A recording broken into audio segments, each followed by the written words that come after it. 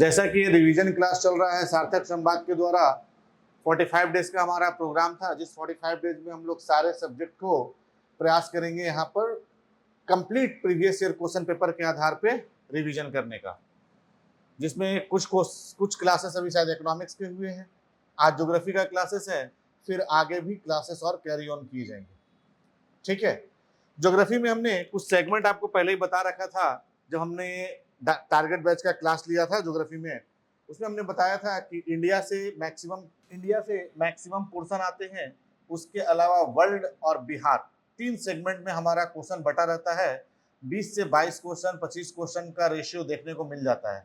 100% ये कोई नहीं बता सकता है कि क्वेश्चन की संख्या कितनी रहेगी, पर जो पिछले 4-5 बार से जो एग्जाम हुए उसमें जो क्वेश्चन हमें देखने को मिल रहे हैं, उस क्वेश्चन की संख्या लास्ट एग्जाम में बढ़ गई थी। लास्ट एग्जाम में ज्योग्राफी के केवल 20 ही क्वेश्चन नहीं थे, 20 प्लस थे, लगभग 24-25 के आसपास ज्योग्राफी के क्वेश्चन थे। तो इस बात का ध्यान रखने की आवश्यकता है कि हो सकता है इस बार भी कुछ क्वेश्चन बढ़े या कम भी हो, परंतु जैसा अभी मेंस के ट्रेंड में हमें देखने को मिल रहा है कि डे बाय डे ज्योग्राफी के क्वेश्चन को बढ़ाए जा रहे हैं, ज्योग्राफी के एरिया को डेवलप किया जा रहा है, तो हो सकता है पीटी में भी ज्योग्राफी के क्वेश्चन लगभग 20 से प्लस 22, 24, 25, 26 तक जा सकते हैं। और चूंकि यहाँ पर ज्योग्राफी का जो फेज है, इस ज्योग्राफी के फेज में क्वेश्चन के पैटर्न या क्वेश्चन की जो संख्या है, संख्या को लेकर के कुछ खास विवाद नहीं है, पर जो क्वेश्चन पूछे जा रहे हैं, ज्योग्राफी का सिलेबस बहुत बड़ा है। भले आपको देखने में वो कम लगता है, जब आप पढ़ेंगे, टॉपिक तैयार करेंगे, तो ज्योग्राफी का सिलेबस बहुत बड़ा है और क्वेश्चन यहाँ पॉकेट से उठाए गए। अगर आप वर्ल्ड के फिजिकल ज्योग्राफी की केवल बात करते हैं, तो वर्ल्ड के फिजिकल ज्योग्राफी में कम से कम आपको 7 से 8 चैप्टर कंप्लीट करके जाने हैं।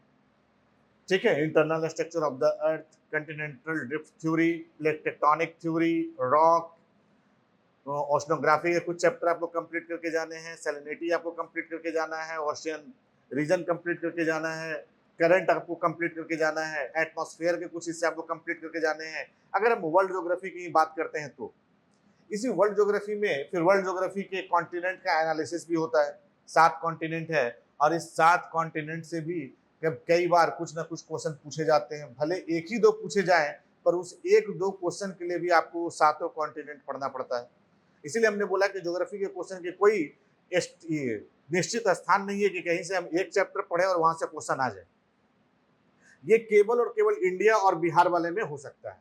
इंडिया के लिए अगर आप कोई भी बुक पढ़ करके चले जाइएगा, 10 से 12 टॉपिक पढ़ के चले जाइएगा, निश्चित है कि उसी 10 से 12 टॉपिक में से आपके पास 5, 6, 7, 8 के आसपास क्वेश्चन मिल जाए और आप उसको सॉल्व करने में भी सक्षम रहें। कुछ ऐसा ही हाल बिहार स्पेशल का भी है। बिहार स्पेशल के ज्योग्राफी से लगभग 4 से 5 क्वेश्चन हर साल आ ही जा रहे हैं। उसके लिए भी जो हमारे क्लास के नोट्स थे, जो हमने क्लास में बिहार ज्योग्राफी पढ़ाया था, वो इनफ है, उससे बाहर जाने की कहीं कोई आवश्यकता नहीं। और जो हम प्रीवियस ईयर क्वेश्चन पे बात भी करेंगे, तो वहां भी आपको यही नजर आएगा कि जब जो क्लास में हमने डिस्कस किया था, जो डील किए थे, वो डायरेक्ट टू डायरेक्ट आपको क्वेश्चन में भी नजर आ जाएंगे। ठीक है, आज का जो हमारा क्वेश्चन पैटर्न का डिजाइन है, आज हमने फर्स्ट फेज में इंडिया को ही लिया है। कई बार इंडिया के इंट्रोडक्शन से क्वेश्चन आ जाता है। इंडिया के इंट्रोडक्शन के बाद इंडिया का जो फिजियोग्राफिक डिवीजन होता है, जिसको हम लोग सबसे पहले उत्तर भारत का हिमालय, उसके बाद उत्तर भारत का ही मैदान, तीसरा पेनिनसुलर इंडिया, प्रायद्वीपीय पठार, चौथा कोस्टल रीजन, ठीक है, और पांचवा आइलैंड। 5 भाग में जो हम लोग इंडिया को डिवीजन करते हैं, ये भी इंडिया का डिवीजन मिस्टर सिडनी बुर्राड महोदय के द्वारा किया गया था। क्लास में हम इन सारे चीजों को डिफाइन ऑलरेडी पहले कर रखे।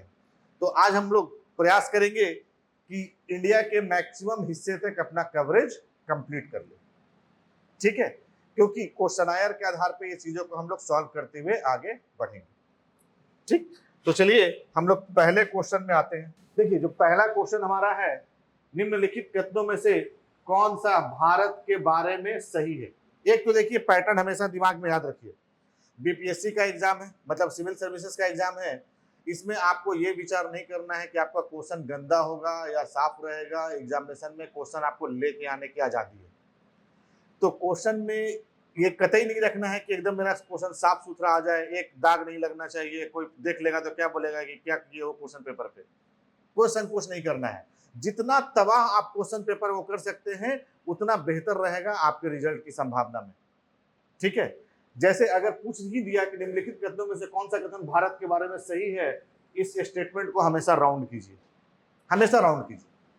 ठीक है, क्यों राउंड करने के लिए हम इसलिए बोल रहे हैं कि हो सकता है एक क्वेश्चन बोला सही है, दूसरा क्वेश्चन भी हो सकता है सेम पैटर्न पर रहे कि निम्नलिखित कथनों में से कौन सा कथन सत्य है, चौथा क्वेश्चन भी पूछे कि निम्नलिखित में से कौन सा कथन असत्य है, नहीं है।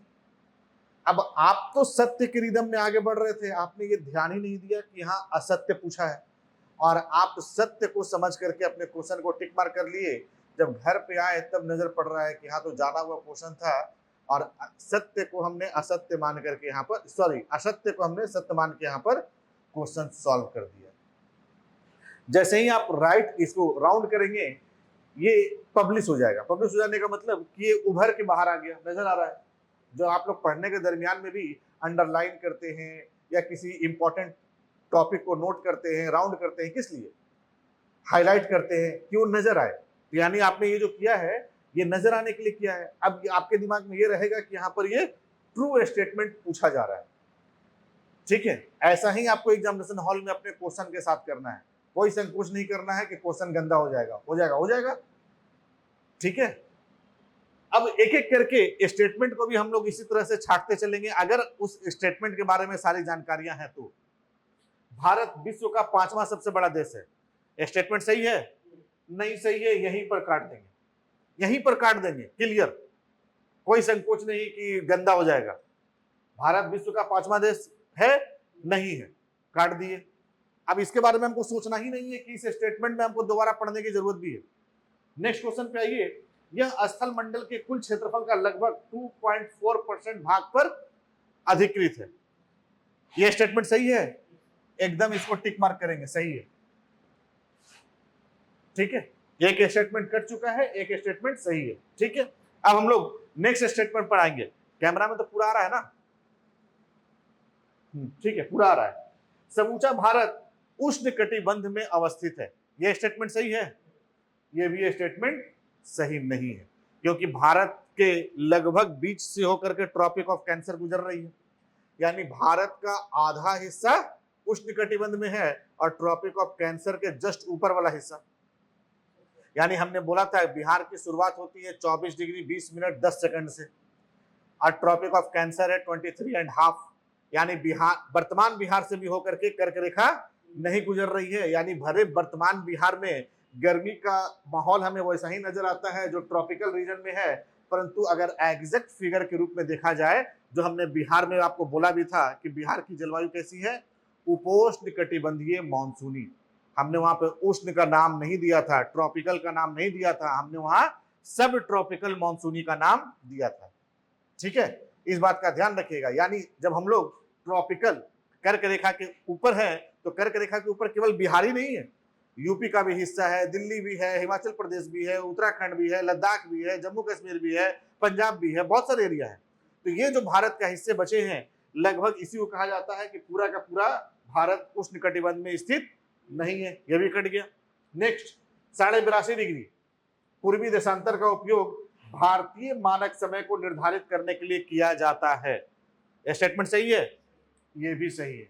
अब देखिए, शुरुआत में पूछ लिया गया था कि कौन सा स्टेटमेंट सही है, आपको निकल करके आया 2 और 4, 2 और 4 केवल एक ऑप्शन में है, डी। अब फर्ज कीजिए कि यहां पर पूछा होता कि निम्नलिखित कथनों में से कौन सा कथन भारत के बारे में सत्य नहीं है। सत्य तो लिखा हुआ है, सही नहीं है, यानी इसमें फॉल्स आपको ढूंढा जा रहा है। तो इसी में फॉल्स कौन हो जाता है? जिसको आपने कटिंग कर रखा है। यानी 1 और 3 अगर नहीं पूछा गया होता तब उसका भी स्टेटमेंट बना हुआ है। देखिए 1 और 3 सी में है। ठीक है, कई बार दोनों टाइप से आप इन चीजों को देख सकते हैं। ठीक है, और हो सकता है कि इसमें कोई स्टेटमेंट आपको ना पता हो। जब नहीं पता है तब फिर आप आएंगे एक्सक्लूसिव मेथड पे, वो अभी आगे बता देंगे, कहीं ना कहीं ऐसा मिलेगा। ठीक है, तो ये चीजें समझ में आ रही है। भारत विश्व का 7वां, ठीक है, 7वां सबसे बड़ा देश है। यानी भारत से बड़े 6 और होंगे, नाम पता है सबको। क्योंकि ये सब बताएंगे नहीं, हम सिर्फ पिंच करते चले जाएंगे, याद दिलाते चले जाएंगे, घर पे जाकर के करते चले जाइएगा। ये सब याद है अच्छी बात है, नहीं याद है घर पे जाकर के देख लीजिए कि भारत से बड़े 6 और देश कौन है। ठीक, अस्तर मंडल के कुल क्षेत्रफल में 2.4 यानी पूरा पृथ्वी 100% है, उस 100% में से भारत का एरिया 2.4% में है। और अगर हम एरिया की बात करें तो 32,87,263 स्क्वायर किलोमीटर, वर्ग किलोमीटर इसको कहा जाता है। ये भारत का टोटल क्षेत्रफल है। और बीपीएससी का कुछ कहा नहीं जा सकता है, कभी बहुत आसान क्वेश्चन भी पूछ लिए जाते हैं और जानबूझ के किए जाते हैं ऐसा कि आपका कम से कम इतना भी तो कॉन्फिडेंस बना रहे कि एग्जामिनेशन हॉल में ही आप थक हार के न बैठ जाए। क्योंकि आप यूपीएससी के भी एग्जाम में देखिए, कुछ क्वेश्चन 4, 8, 10, 12 क्वेश्चन के आसपास एकदम आसान पूछे जाते हैं कि कोई भी उसको बना सकता है। तो यही बीपीएससी के एग्जाम का भी पैटर्न है कि 15-20 ऐसे क्वेश्चन पूछे जाएंगे कि बहुत नॉर्मल होंगे, एकदम आराम से वो बनेंगे। पर हाँ, ध्यान रखने वाली बात है कि इस प्रकार के क्वेश्चन आपके गलत नहीं होने चाहिए, क्योंकि ये इस टाइप का क्वेश्चन गलत होने का मतलब है कि आप उसी समय अपने आप को मान लीजिए कि आप एग्जामिनेशन से बाहर हैं। क्यों? क्योंकि ये शायद ही किसी का गलत होगा और आपका गलत हो गया, मतलब आपसे 1 नंबर तो ग्रेस ले लिया। ठीक है, तो ये हुआ एक क्वेश्चन जो क्वेश्चन नंबर फर्स्ट था। ठीक, हम लोग आते हैं क्वेश्चन नंबर 2 पर। ठीक है, ध्यान रखिएगा, कई बार अभी ये चीजें आते रहेगी और अलग अलग स्टेट पीसीएस की ये क्वेश्चन भी है। मैक्सिमम क्वेश्चन आपको यूपी के, झारखंड के, एमपी के और बिहार के सब मिलेंगे। इवन की यूपीएससी का भी क्वेश्चन आपको यहाँ पर मिल जाएगा। हमने जानबूझ करके ये दिया भी है कि आपको ये एहसास रहे कि कौन कौन से आयोग के द्वारा ये क्वेश्चन पूछे जा रहे हैं। चीजें यहां तक समझ में आ गई? चलिए सेकंड क्वेश्चन पे आते हैं। निम्नलिखित जोड़ो, जोड़ो मतलब ये जो दोनों पूरा स्टेटमेंट को दिया है, कौन सा जोड़ा सही नहीं है। ठीक है, थोड़ा सा इसके बीच में गैप रखना था। मान लीजिए कि इसके बीच में ये गैप है, जैसे यहां है ना, इनके बीच में गैप छूट गया है। ठीक है, भारत का कुल क्षेत्रफल 3.28 मिलियन वर्ग किलोमीटर, ये स्टेटमेंट सही है गलत है? यहां पूछ रहा है क्या? सही नहीं है। यहां पर हम फिर से उसको राउंड किए, यानी हमें रॉन्ग स्टेटमेंट चाहिए। ये सही था, सही टिक मार्क कर दिए। भारत का अक्षांशीय विस्तार 8 डिग्री 4 मिनट से 37 डिग्री 6 मिनट उत्तरी अक्षांश है। ये सही है गलत है? ये भी सही है। इंट्रोडक्शन के क्लास में 8 degree 4 minute Kanyakumari, 37 degree 6 minute Indira call. ठीक, भारत का द्रेखांशीय विस्तार कहिए या इसी को देशांतरीय विस्तार कहा जाता है, लॉन्गिट्यूडनल एक्सपेंशन। ठीक है, ये था लैटिट्यूड अक्षांशीय विस्तार, लैटिट्यूड एक्सपेंशन। ये है लॉन्गिट्यूड एक्सपेंशन। लॉन्गिट्यूड एक्सपेंशन हमने बताया था 68 डिग्री 7 मिनट से 97 डिग्री 25 मिनट। 68 डिग्री 7 मिनट जो गुजरात का आपका गुहार मोती है, और 97 डिग्री 25 मिनट जो अरुणाचल प्रदेश का किबुथु एक गांव है। ठीक है, तो ये भी स्टेटमेंट क्या हो गया? सही हो गया। भारत में राज्यों की संख्या, हालांकि ये क्वेश्चन जब 2016 में भी पूछा गया होगा तो 2016 में भी भारत में राज्यों की संख्या कितनी थी? 28 थी। ठीक, सॉरी 28 भी नहीं थी, 29 थी, क्योंकि फिर तेलंगाना बना। तेलंगाना तो 14 में बन ही गया था, तो 29 हो गया था। और 2019 में जम्मू कश्मीर को हम सेपरेट किए, तो फिर से संख्या 8 राज्यों में 28 हो गई और केंद्र शासित प्रदेशों में 8। ठीक है, यानी इस समय के हिसाब से 2016 के हिसाब से आपका ये स्टेटमेंट गलत है, क्योंकि उस समय भारत में राज्यों की संख्या 29 थी। ठीक है, 2016 में। अब पूछा भी कौन है? झारखंड। ठीक है, तो ये पैटर्न को हमेशा फॉलो करते हुए आगे बढ़िए। जहां नहीं पूछा है तुरंत उसको राउंड अप कर दीजिए, फोकस कर दीजिए, और यहां पर आप पेन का इस्तेमाल कर सकते हैं। ठीक है, हाँ, पर बहुत ज्यादा गिजविज मत कीजिएगा, क्योंकि फिर आप ही को अंडरस्टैंडिंग में समय लग जाएगा। 2 घंटा में ही आपको सब कुछ मैनेज करना है, क्वेश्चन पढ़ना भी है, 2 से 3 बार में उसको लेकर के जाना है, OMR भी रंगते हुए चलना है साथ में ब्लैक या ब्लू पेन से। तो कई चीजें होती है, तो बहुत ज्यादा कि लाल काला हरा पीला ज्यादा पेन का इस्तेमाल नहीं, जो यूज कर रहे हैं रैंडमली उसी को यूज करते हुए आगे बढ़ते चलिए। ठीक है, हम लोग आते हैं नेक्स्ट क्वेश्चन पर, क्वेश्चन नंबर 3। इसमें भी देखिए, भारत के लिए निम्नलिखित कथनों में से कौन सा कथन असत्य है? यानी आपको यहां पर फिर से फॉल्स स्टेटमेंट चाहिए, ट्रू नहीं चाहिए, फॉल्स चाहिए। ठीक,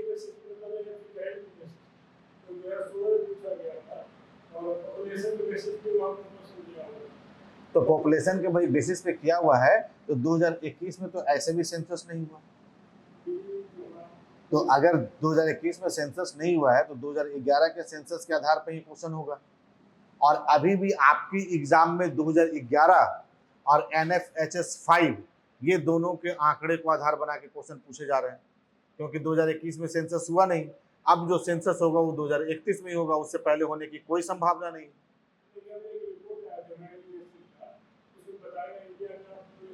हाँ, तो वो रिपोर्ट ही आ रहा है ना, यूएनओ का रिपोर्ट आ रहा है, NFHS का रिपोर्ट आ रहा है, वही रिपोर्ट के आधार पे, यूएनओ के रिपोर्ट के आधार पे तो भारत विश्व का सबसे बड़ा जनसंख्या वाला देश बना। ठीक है, नहीं तो डाटा कब हमारे पास आता? 2031 में आना या 2021 में आता है। 2024 में हमने चीन को पीछे किया और हम प्रथम स्थान पे आ गए। ठीक है, तो बीच बीच में अलग अलग भी तो ऑर्गेनाइजेशन के डाटा आते रहते हैं। NFHS के डाटा आ रहे हैं, नेशनल फैमिली हेल्थ सर्वे, जो भारत सरकार के परिवार कल्याण मंत्रालय के द्वारा आयोजित किए जाते हैं। ठीक है, मिनिस्ट्री है वो।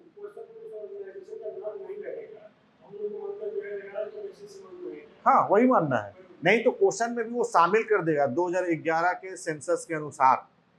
नहीं तो NFHS का अभी जो आंकड़ा जारी हुआ है वो आंकड़ा जारी हुआ है 5th, तो ये भी रहेगा NFHS 5 के डाटा के अनुसार या आंकड़े के अनुसार, जो ऑलरेडी 69th BPSC में 2 क्वेश्चन पूछे गए NFHS को आधार बना करके, क्योंकि NFHS का आंकड़ा पिछले साल अगस्त में जारी किया गया था और सितंबर के आसपास एग्जाम हुआ था। ठीक है, और उसके बाद अभी तक इसका कोई आंकड़ा आया नहीं है, तो मान के आपको वही चलना है NFHS 5 या फिर आपको जो सेंसस 2011, और कोई विकल्प नहीं। अब इसमें देखिए, भारत विश्व का 7वां बड़ा देश है, ये स्टेटमेंट सही है? सही है। टिक मार आप इधर भी कर सकते हैं, इधर भी कर सकते हैं, वो आपकी मर्जी है कि कहां पे आप टिक मार कर रहे हैं, कि आपको कहां पर बेहतर लग रहा है। भारत जनसंख्या की दृष्टि से विश्व का दूसरा राष्ट्र है। देखिए क्वेश्चन कब का है? 2016। ठीक है, अगर यही क्वेश्चन अगर अभी 2024 में रिपीट हो जाएगा तो ये आंसर गलत हो जाएगा, क्योंकि अब भारत पहला स्थान पे है, 2016 में ये दूसरा ही स्थान पे था। इसकी भूमि सीमा का विस्तार लगभग 15,200 किलोमीटर है। याद कीजिए, जब हम भारत का इंट्रोडक्शन दे रहे थे तो इसी इंट्रोडक्शन में हमने बताया भी था कि भारत का जो लैंड बाउंड्री है, जो 7 देशों के साथ लगती है, इन 7 देशों में पाकिस्तान, अफगानिस्तान, चीन, म्यांमार, नेपाल, भूटान, बांग्लादेश, इन 7 देशों का सीमा रेखा मिलाकर के 15,200 किलोमीटर का क्षेत्र कंप्लीट होता है।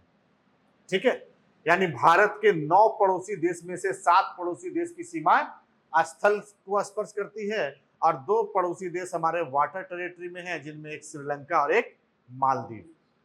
ठीक है, तो ये 15,200 भी क्या है? सही है। सर्वप्रथम सूर्योदय इसके मिजोरम राज्य में होता है। ये स्टेटमेंट गलत हो गया, तो होता कहां है? अरुणाचल प्रदेश। जी हाँ, अरुणाचल प्रदेश होगा तब ये भी स्टेटमेंट सही हो जाता। फिर तो किसी को तो गलत करना है ना, तो मिजोरम इसका गलत आंसर है। चलिए नेक्स्ट क्वेश्चन पर हम लोग आते हैं। सिक्किम से होकर के गुजरने वाला अक्षांश निम्नलिखित में से किस एक राज्य से भी होकर के गुजर सकता है? ठीक है, और ये देखिए दिया नहीं गया है, ये यूपीएससी के एग्जाम का क्वेश्चन है। आईएएस के एग्जाम में, यूपीएससी के द्वारा सिविल सर्विसेज के एग्जाम में ये क्वेश्चन पूछे गए थे कि जो अक्षांश रेखा सिक्किम से गुजर रही है, तो वो अक्षांश रेखा निम्नलिखित में से और कौन से राज्यों से होकर के गुजर सकती है? एक ऑप्शन है आपके पास राजस्थान, एक ऑप्शन है पंजाब, एक है हिमाचल प्रदेश, एक है जम्मू कश्मीर। तो बताइए चौथा का आंसर क्या होना चाहिए? पंजाब। इसका आंसर है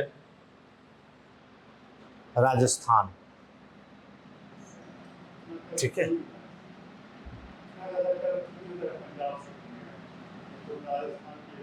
राजस्थान के एरिया से जाता है। ठीक है, तो कई बार, और ये सब क्वेश्चन जरूरी नहीं है कि हर क्वेश्चन की जानकारी आपको हो ही। कुछ कुछ क्वेश्चन आपको एग्जामिनेशन हॉल में अपने दिमाग के आधार पर सोचने पड़ेंगे।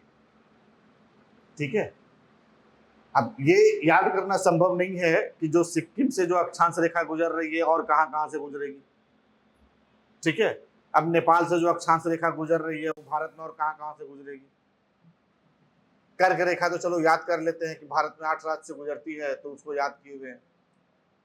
तो हर चीज को याद करना संभव नहीं है, पर हाँ आप इसको एजम्पशन के आधार पर देख सकते हैं।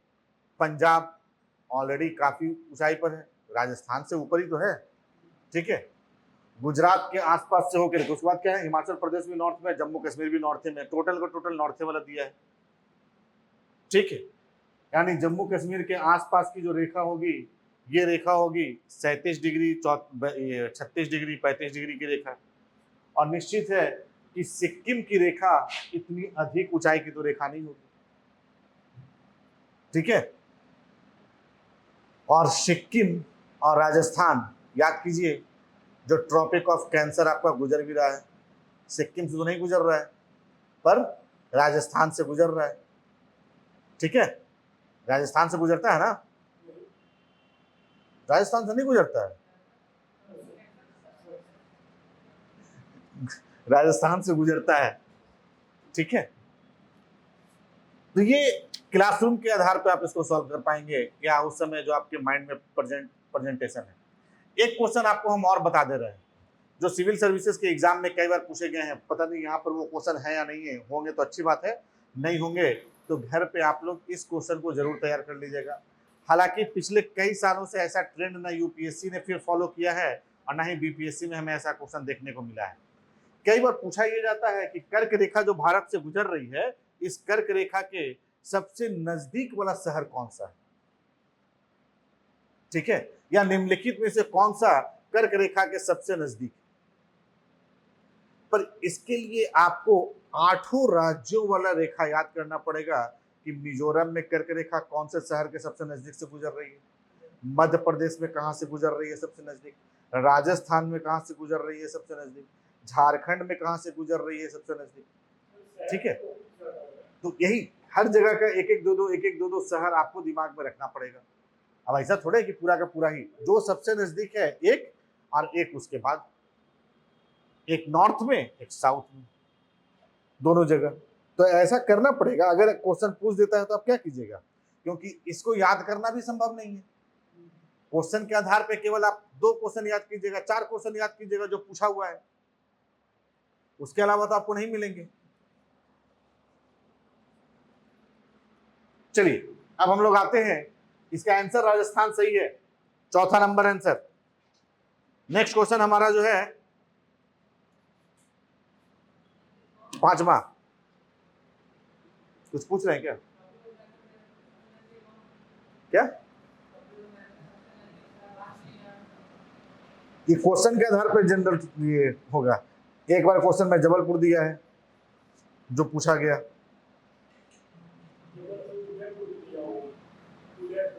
एक बार उदयपुर भी है, एक बार रांची भी है। कौन सा अक्षांश, महत्वपूर्ण अक्षांश यानी प्राइम लैटिट्यूड, भारत को लगभग 2 बराबर भागों में बांट देता है? ठीक है, एक है 23.5 साउथ, 23, एक है 33.5 नॉर्थ 0 डिग्री, और एक है 23.5 नॉर्थ। कौन सा बांटता है भाई? 33 डिग्री 30 मिनट। कितने लोग बी ऑप्शन के साथ है? पोल कराते हैं इसमें। ऑनलाइन वाले जरा आंसर दीजिए। अच्छा, आप भी बोल रहे हैं, आप भी बोल रहे हैं, और बताइए आप लोग। डी, ए, चलिए और कुछ। डी, हाँ डी का तो लाइन लग गया भाई। देखिए इसका आंसर डी ही है, क्योंकि अभी हमने बोला भी था कि ट्रॉपिक ऑफ कैंसर लगभग भारत के बीचों बीच से गुजरती है। भारत को दो हिस्सों में वो बांट देती है, आधा हिस्सा लगभग नॉर्थ, आधा हिस्सा साउथ। लगभग आधा हिस्सा वाले को, जो नॉर्थ वाला हिस्सा है, उसी को हम लोग सब ट्रॉपिकल या उपोष्ण कटिबंध कहते हैं, और जो 23.5 के नीचे वाला हिस्सा है उसी को हम लोग ट्रॉपिकल कहते हैं। ठीक है, तो इसका एग्जैक्ट राइट आंसर है डी। ठीक, कि महत्वपूर्ण अक्षांश भारत को दो भागों में बांटने का काम करती है। 23.5 ट्रॉपिक ऑफ कैंसर, और घर पे जाके देख लीजिएगा ट्रॉपिक ऑफ कैंसर कहाँ कहाँ से गुजरती है। 8 राज्य का नाम याद होना चाहिए, और अगर पॉसिबल हो तो उस 8 राज्य के आसपास वाले शहर का नाम भी देख लीजिए प्रमुख, कि ट्रॉपिक ऑफ कैंसर के नजदीक कौन है। नेक्स्ट क्वेश्चन पे हम लोग आगे बढ़े। जून महीने की बात हो रही है, अभी अभी गुजरा है आपके पास से, जून गुजार के ही आप लोग सितंबर में पहुंचे। ठीक है, जून महीने में निम्न स्थानों में से कहां पर दिन की अवधि सबसे अधिक होगी? कहां पर दिन की अवधि सबसे अधिक होनी है, लंबी होनी है? एक ऑप्शन है हैदराबाद, दूसरा चेन्नई, तीसरा भोपाल, चौथा दिल्ली। चेन्नई, चेन्नई। जून महीने की हम बात कर रहे हैं। दिल्ली। अच्छा, बाकी लोग भी इधर लगे पड़े हैं दिल्ली के साथ। ठीक है, इसका भी आंसर दिल्ली ही है, क्योंकि जून महीने में आप इसका आकलन इस आधार पर भी कर सकते हैं कि जून महीने में सबसे अधिक गर्मी भी कहाँ पड़ रही है? ट्रॉपिक ऑफ कैंसर पर 21 जून को सूर्य की किरण कहाँ चमक रही है? ट्रॉपिक ऑफ कैंसर पर, यानी ट्रॉपिक ऑफ कैंसर के पर या उसके आसपास के क्षेत्र में दिन की अवधि इस समय 14 घंटे की होती है, रात की अवधि 10 घंटे की होती है। हैदराबाद तो काफी दूर है, कट गया। चेन्नई एकदम साउथ में है, वो कट गया। मेन कंफ्यूजन हो सकता था भोपाल और दिल्ली में, तो भोपाल भी मध्य प्रदेश में लगभग साउथ वाले एरिया में है, वो भी कट गया। बचा आपके पास, यानी अगर हम जून महीने की बात कर रहे हैं, जून महीने में आपके पास दिन कितने घंटे की होती है भाई? जून महीने में आपके पास, मतलब बिहार में अवधि कितने घंटे की होती है अप्रॉक्स? क्योंकि अप्रॉक्स ही पूछा जाएगा, अगर पूछा भी गया तो लगभग 14 घंटे के आसपास। सुबह 5 बजे सूर्योदय लगभग हो चुका होता है, और शाम 7 बजे होते हैं सूर्यास्त। ठीक है, तो ये टेन्योर आपको देखने को मिलेगा। ठीक, चलिए नेक्स्ट हम लोग पहुंचते हैं क्वेश्चन नंबर 7 पर। ये बड़ा अच्छा क्वेश्चन है। जब भारतीय मानक समय के यामोत्तर पर अर्धरात्रि है, ठीक है, एक स्थान पर सुबह का 6 बज रहा है, तो उस स्थान की अवस्थिति जिस यामोत्तर पर है वह क्या है? यामोत्तर का मतलब यहाँ पे कहा जा रहा है कि वो कौन सा स्थान, यानी देशांतर रेखा, लॉन्गिट्यूडनल लाइन बोला जा रहा है। जब भारतीय मानक समय के देशांतर पर, यामोत्तर को देशांतर मान लीजिए, लॉन्गिट्यूड पर अर्धरात्रि है। ठीक है, एक बार आप लोग खुद सोच करके बनाइए, अब हम बोलेंगे तो फिर आंसर निकल करके आ जाएगा। सोचना आपका काम है, और ऐसा क्वेश्चन हर बार बीपीएससी पूछ रहा है, तैयारी तक के एग्जाम में पूछ लिया गया है ऐसा क्वेश्चन। ठीक है,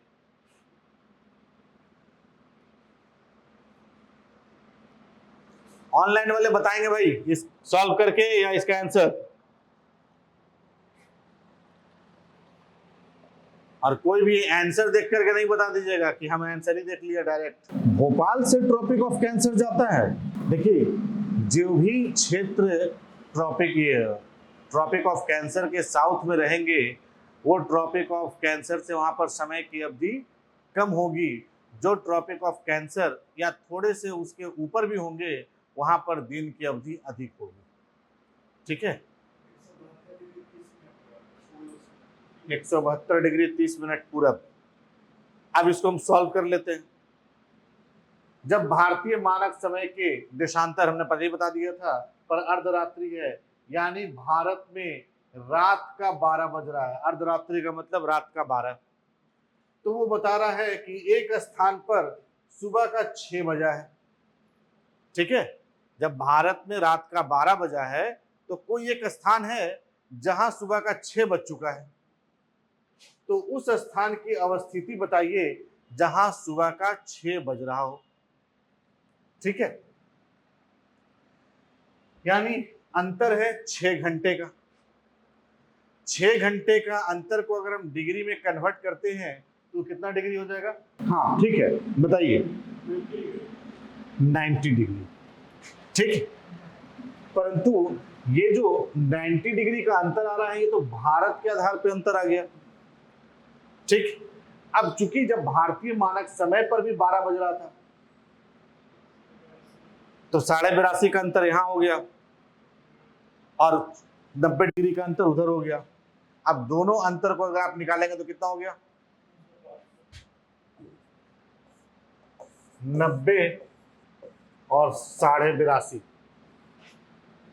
ठीक है, 2 17 यानी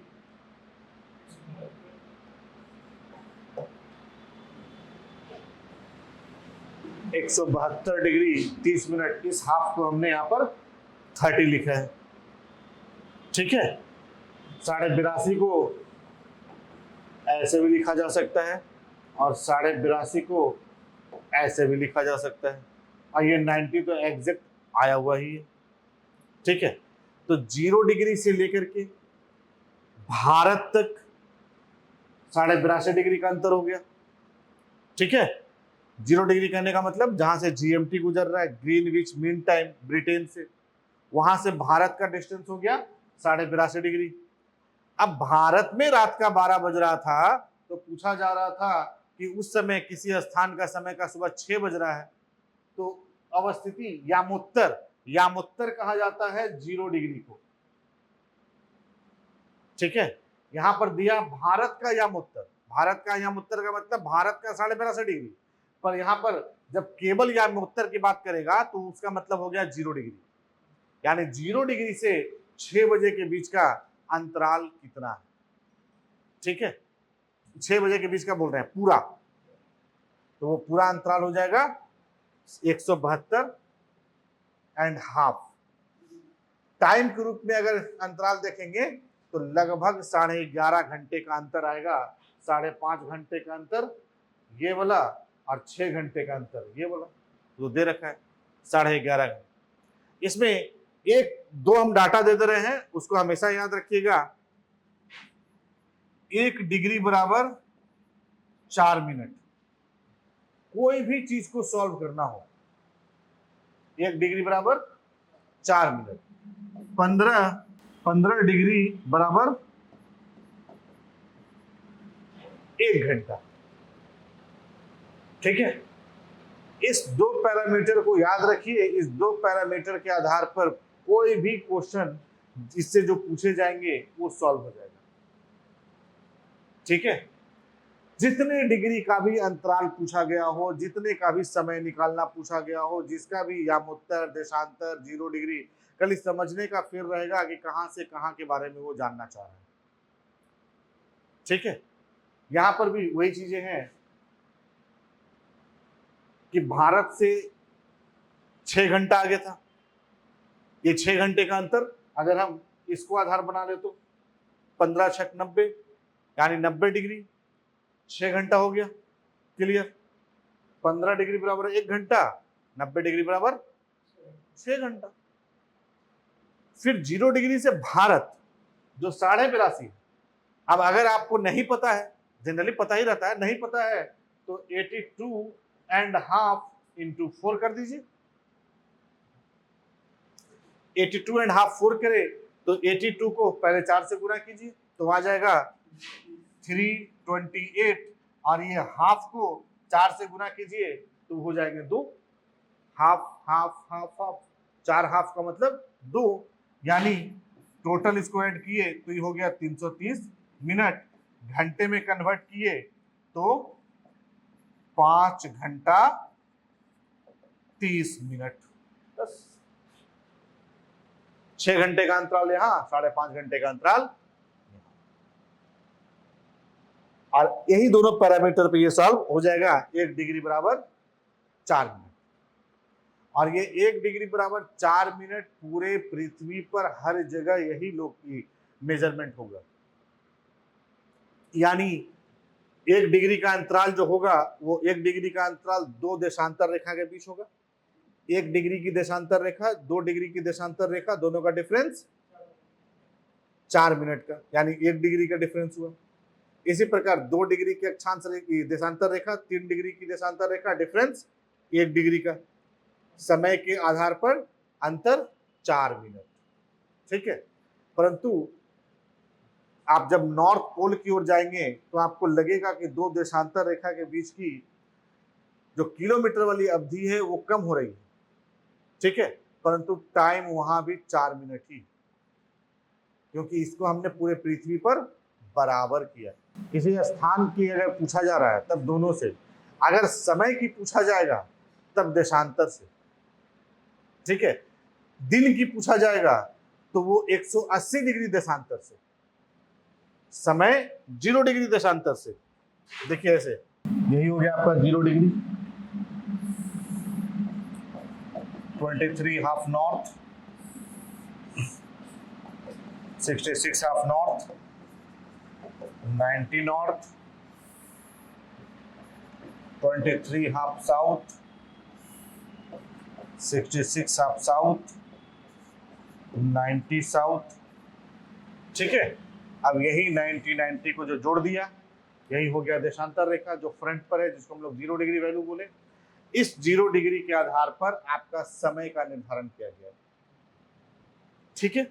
इसके जस्ट अपोजिट जो पीछे चल रहा होगा, जो 180 डिग्री है, उस 180 डिग्री के आधार पर दिन को डिसाइड किया जाता है कि आपका दिन आज सोमवार है, तो वहां पर जब आप एक पूरा समय क्रॉस करेंगे तो दिन मंगलवार होगा।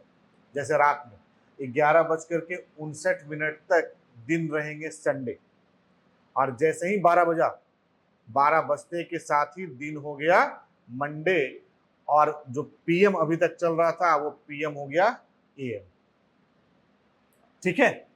यहां तक के हिस्से यहां पर आपको देखने को मिलते हैं। तो ये एक पॉइंट है, और इसी आधार पर स्टेप बाय स्टेप ये सारे डेवलप होते जाते हैं। जैसे इस तरह से इसी प्रकार चल रहा है आपका देशांतर रेखा, ठीक है। तो मेरे ख्याल से हमको लगता है समझ में आ गया होगा अब इसका डिस्टेंस। हाँ, केवल हम यही बता रहे थे कि यहाँ भी डिस्टेंस 4 मिनट का होगा, यहाँ भी डिस्टेंस 4 मिनट का होगा, और यहाँ भी 4 मिनट का होगा, ठीक है। टाइम की मेजरमेंट के आधार पे हर एक जगह डिस्टेंस 4 मिनट का है, पर अगर किलोमीटर के आधार पे देखा जाए तो यहाँ पर 2 देशांतर रेखा के बीच की दूरी जो है वो 111.31 किलोमीटर है। परंतु ये किलोमीटर 2 देशांतर रेखाओं के बीच केवल और केवल इक्वेटर पर है। जैसे जैसे आप इक्वेटर से नॉर्थ पोल की ओर जाइए या साउथ पोल की ओर जाइए, 2 देशांतर रेखा के बीच का अंतर कम होता जाएगा, ठीक है। या पोल से इक्वेटर की ओर आइए तो 2 देशांतर रेखा के बीच का अंतर बढ़ता जाएगा, और सबसे अधिक अंतर मिलेगा इक्वेटर पर 111.31। ये याद रखिएगा। देशांतर का भाई अक्षांश का अंतर है 111.13, पर ये जो अक्षांश का अंतर है ना, ये अक्षांश का अंतर 2 रेखा की कुल लंबाई का अंतर नहीं है। ये अक्षांश का अंतर है, जैसे ये 0 डिग्री अक्षांश हो गया और 0 डिग्री के अक्षांश के समानांतर जो 1 डिग्री अक्षांश रेखा चला ना, ये अंतर है 111.13 का। ठीक है, ये अंतर नहीं है कि पूरा का पूरा जो हमारा अक्षांश रेखा है, यानी पूरा का पूरा जो हमारा इक्वेटर था, जो 40,056 किलोमीटर है, ये इक्वेटर की कुल लंबाई है, सरकमफ्रेंस, परिधि जिसको कहा जाता है। ठीक है, और साथ ही साथ देशांतर रेखा की जो कुल लंबाई होती है, ये होती है 40,008 किलोमीटर। क्लियर, समझ में आ रहा है? ये परिधि, सरकमफ्रेंस की बात कर रहे हैं। ठीक है, आप इसको ऐसे मान लीजिए कि आपके पास ये एक बोतल है, आप इसको बोतल ना मान करके गेंद मान लीजिए। ठीक है, इस गेंद पर ये जो बाहर जो आप टहले, यही आपका इक्वेटर हो गया। इस इक्वेटर की बाहर जो कुल लंबाई है वो है 40,056, और ये मान लीजिए नॉर्थ पोल, ये मान लीजिए साउथ पोल, और इसको अगर ऐसे पूरा एक राउंड कर लेते हैं, यानी ये इसका सरकमफ्रेंस हो गया। इस सरकमफ्रेंस की कुल लंबाई है 40,008। ठीक है, एक क्वेश्चन और भी यहां से जनरेट होता है कि हम सरकमफ्रेंस की बात नहीं कर रहे, हम यहां से होल किए और होल करके पृथ्वी के बीचों बीच से होकर के यहां से निकल गए। तो ये जो कुल लंबाई है, ये कुल लंबाई है इक्वेटर की 12,756 किलोमीटर। ये यहां से एक होल करते हुए गए, पृथ्वी के गर्भ से निकलते हुए यहां से निकल के बाहर आ गए। ये कुल लंबाई है इक्वेटर की। इक्वेटर को ऐसे गए और इधर से निकल गए, तो ये हो गया 12,756। और जब पोल से गए, पोल से यहां से एक होल किए और नॉर्थ पोल में प्रवेश किए, साउथ पोल से निकल गए। ठीक है, संभव नहीं है, पर ये जो इसकी जो कुल लंबाई है, ये है 12,714। यही क्वेश्चन अभी टीआरई के एग्जाम में पूछा गया था कि इन दोनों का अंतर कितना है। कितना हुआ अंतर?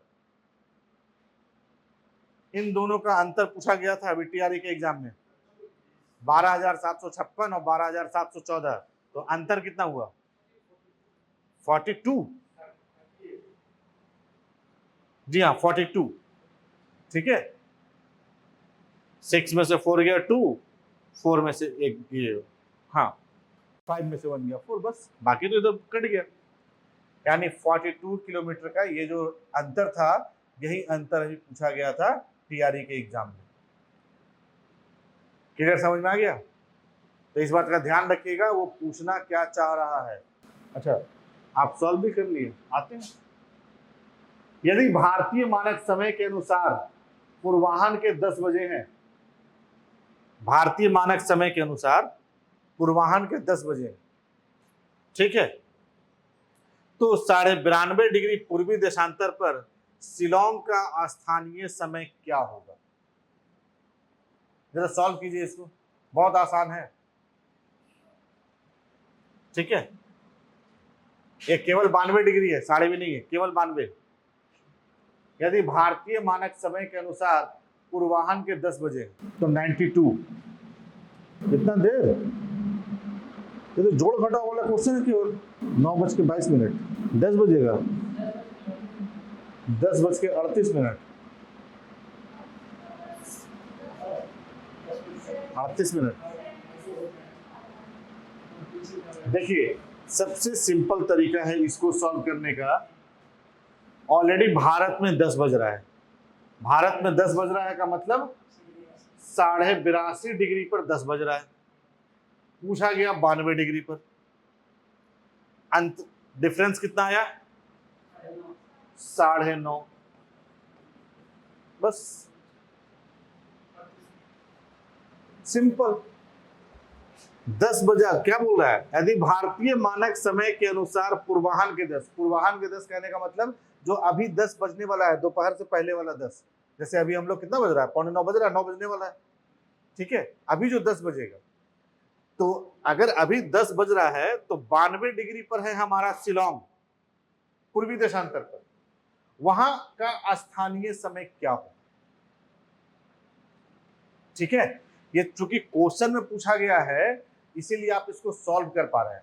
सॉल्व करना है, नहीं तो पूरे भारत का एक समय में एक ही समय होता है। अगर अभी 9:30 पटना में बज रहा है, तो अभी 9:30 चेन्नई में भी बज रहा है, अभी 9:30 कीवीथू में भी बज रहा है, और अभी 9:30 गुजरात के गुहार मोती में भी बज रहा है, और 9:30 इंदिरा कॉल पे भी बज रहा है, क्योंकि हमारा टाइम जोन एक है। पर चूंकि मैथ के आधार पर इसको सॉल्व करने के लिए पूछा गया, तो केवल इसलिए पूछा गया कि ये 10 जो बज रहा है, ये 10 कितने डिग्री को बज रहा है? 82.5 डिग्री। इसी को हमने आधार बनाया है।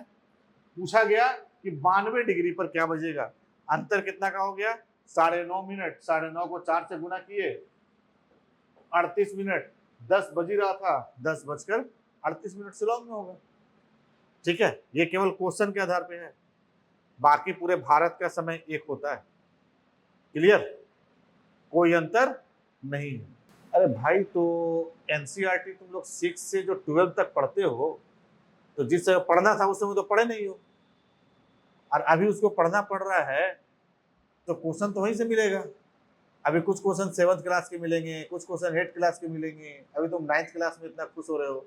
यदि अरुणाचल प्रदेश में तीरथ एक जगह का नाम है, सूर्योदय 5 बजे हो चुका है, 5 बजे, तो गुजरात के कांडला में सूर्योदय किस समय पर होगा? ठीक है, 5 बजे गुजरात में सूर्योदय हो चुका है, सॉरी अरुणाचल प्रदेश में। तो गुजरात में सूर्योदय का टाइम कितने बजे का होगा? तो ये अंतर आप निकालिए, अंतर तो बताया वही है, 68 डिग्री 7 मिनट से 97 डिग्री 25 मिनट। ये तो पहले से बता रखे हैं इंट्रोडक्शन क्लास में ही कि भारत का विस्तार 68 डिग्री 7 मिनट से 97 डिग्री 25 मिनट। यानी जब ये बात कर रहा है 97 डिग्री 25 मिनट का, तो 97 डिग्री 25 मिनट पर 5 बज रहे हैं, तो 68 डिग्री 7 मिनट यानी कांडला, दोनों का डिफरेंस क्या हो जाएगा? अप्रॉक्स 2 घंटे, क्योंकि अंतर कितने का आ रहा है? 30 डिग्री का। 30 डिग्री का अंतर का मतलब 2 घंटा, 15 डिग्री का मतलब 1 घंटा। अब यहाँ पे देखिए 2 घंटे वाला अंतर लेकर के चला है, वहां 5 बज रहा है, यहाँ 7 बजेगा।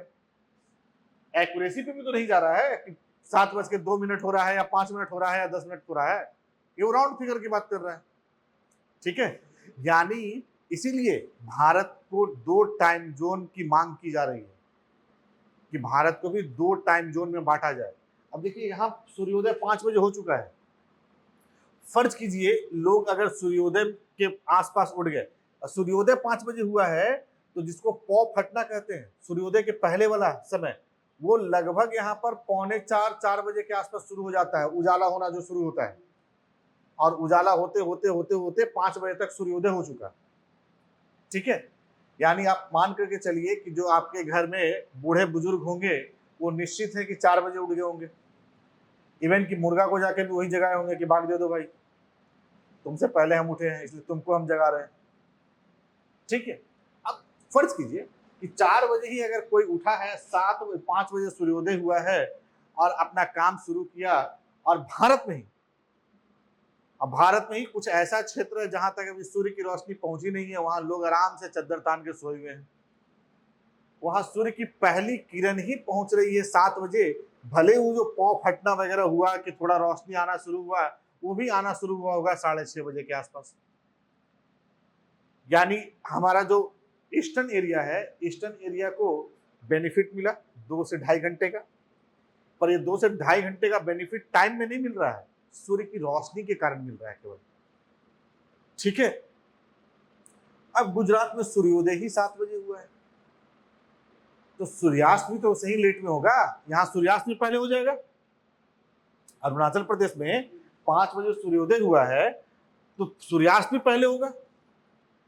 ठीक है, और गुजरात में सूर्योदय लेट से हुआ, तो सूर्यास्त भी लेट से होगा। यानी गुजरात में इसीलिए सूर्यास्त होते होते ही 7 साढ़े 7 बज जाते हैं गर्मी के दिनों में। ठीक है, गर्मी के दिनों में, जो गर्मी के दिनों में आपके पास तो सूर्यास्त 7 बजे हो रहा है, लगभग आप मिडिल पॉइंट पर है। 82.5 डिग्री आपके थोड़े से पश्चिम से गुजरता है, बिहार की शुरुआत होती है 83 डिग्री से। ठीक है, 83 डिग्री 19 मिनट 50 सेकंड, शायद यही है बिहार का देशांतरीय शुरुआत, और 82.5 डिग्री आपसे थोड़ा सा दूर से होकर गुजर रहा है। तो यहाँ पर हमारे पास भी टाइम का अंतर लगभग वही सेम रहता है। तो जब हम पश्चिम में जाएंगे, तो पश्चिम में सूर्यास्त होते होते लगभग 1 घंटे का अंतराल तो ले ही लेगा। 8 बजे पता चला सूर्यास्त हो रहा है गर्मी के दिनों में, ठीक है, पौने 8 बजे, 8 बजे तक सूर्यास्त हो रहा है, तो वहां तक लोग कितने बजे सोएंगे? शाम में पता चला कि अपना टहल रहे हैं, 9-10 बजे टहल करके आए, खाना वाना बनाए, खाते होते 12-1 बज गया, खाना खाने के बाद फिर टहलने लगे, तो सोए ही है 1 बजे। आराम से उठेंगे क्योंकि 7 बजे तो सूर्योदय हुआ है। और आप अपने तरफ देख लीजिए, कितने लोग सूर्योदय से पहले उठने वाले हैं? कोई नहीं।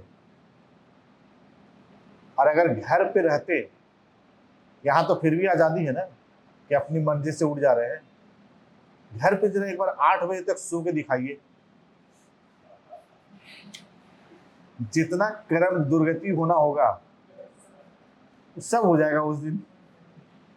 और जितना दिन से पटना में रह रहे हैं, एक एक दिन का हिसाब भी कैलकुलेट हो जाएगा उसी समय, सारा कैलकुलेशन जुट जाएगा कि यहाँ ये हालत है, पता नहीं वहां क्या हो रहा होगा। तो ये फेमस डायलॉग नहीं है, ये नेचुरल टेंडेंसी है, ठीक है, किसी के साथ भी। तो समझिए, तो इसीलिए मांग इसीलिए किया जा रहा है कि अगर भारत को 2 टाइम जोन में बांट दिया जाए, तो सूर्योदय और सूर्यास्त के समय में तो जो डिफरेंस आएगा आएगा ही, ऑफिस के टाइम में एक थोड़ा सा मेजरमेंट हो जाएगा। अब गुजरात वाले लोग 7 बजे 7:30 बजे जागे ही हैं, और ऑफिस का टाइम है 9:30 से। डिस्टेंस भी होगा कहीं जाने होने का, ठीक है, मौका ही नहीं मिल रहा है कि चलो लंच बनाए कि डिनर बनाए, क्या करे, भागना पड़ेगा, तुरंत ऑफिस जाना है, 9:30 बजे तक वहां पंच करना है, नहीं पंच किए एब्सेंट, सबसे बड़ी समस्या। और अरुणाचल प्रदेश वाले लोग सुबह 5 बजे उठ करके अपना खेत खलिहान कर चुके हैं, आराम से निकल गए, 9:30 बजे तक ऑफिस पहुंचे, और ऑफिस से भी आराम से 5 बजे तक घर पहुंच गए। अंधेरा भी हो जाए तो क्या फर्क पड़ने वाला है आने वाले समय में। और गुजरात में अगर 6 बजे भी ऑफिस से निकले, 5 बजे भी ऑफिस से निकले, तो सूर्य अपने चरम पर है, क्योंकि 7:30 पौने 8 बजे सूर्यास्त हो रहा है। घर पहुंचते पहुंचते तरबतर हो चुके हैं। क्लाइमेटिक कंडीशन कैसा है? समुद्र तटीय, चिपचिपी गर्मी सालों भर, भले बोड़ा लादने की जरूरत ना पड़े, जैसे अभी 1 महीना बाद आप लोग का पोजीशन नजर आएगा, ठीक है। तो खैर मनाइए, 17 नवंबर को एग्जाम ले रहा है, अगर गलती से कर देता कि 27 दिसंबर को एग्जाम लेंगे, तो 5-6 क्वेश्चन पूछ लोगा, तो OMR भरने में जो हाथ थरथराता रहता है ना ठंड की वजह से, उसके वजह से 4-5 क्वेश्चन गलत करके आते हैं, ये हाथ कांप रहा था सर, बहुत ठंड था। तो ये तो यूपीएससी का एग्जाम भी नहीं है कि ऑल ओवर इंडिया में कहीं आप सेंटर चॉइस कर ले कि अभी गर्मी भैया बेंगलोर में पड़ रही है, तो चलो बेंगलोर सेंटर डाल देते हैं, वहां तो ठंडा है नहीं।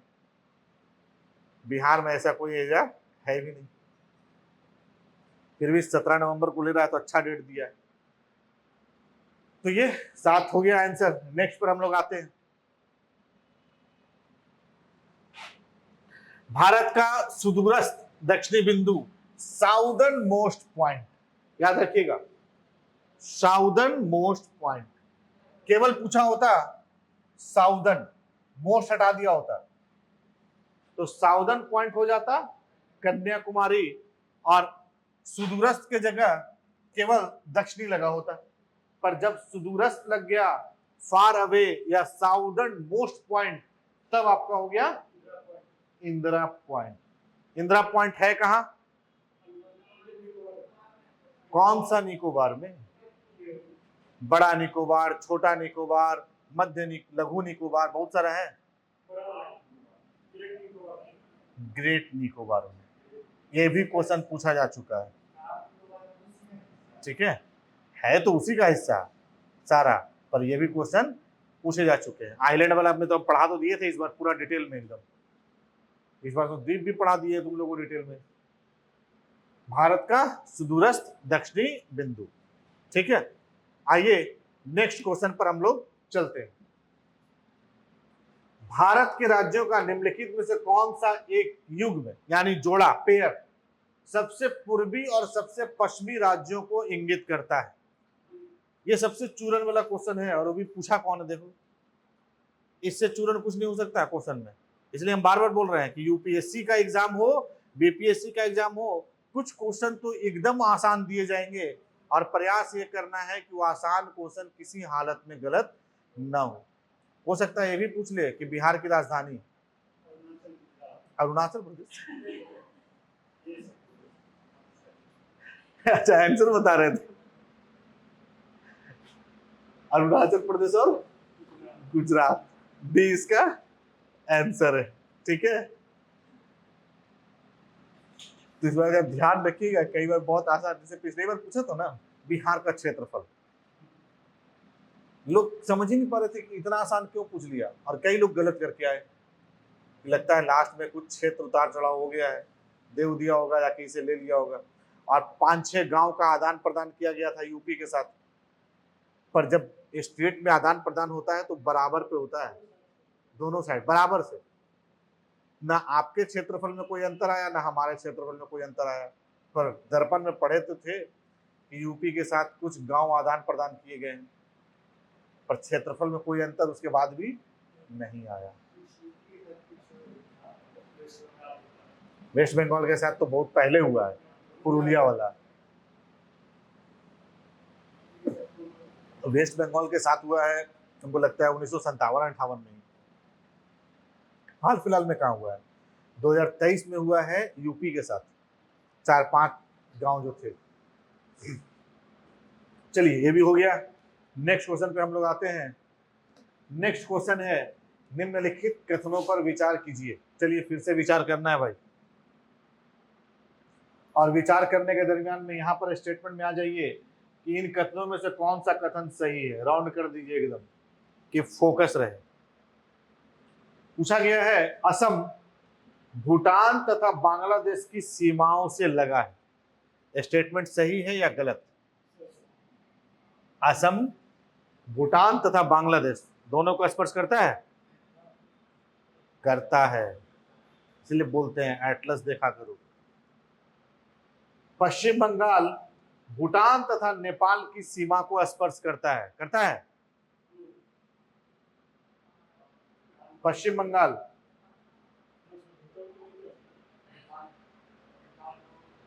भूटान तथा नेपाल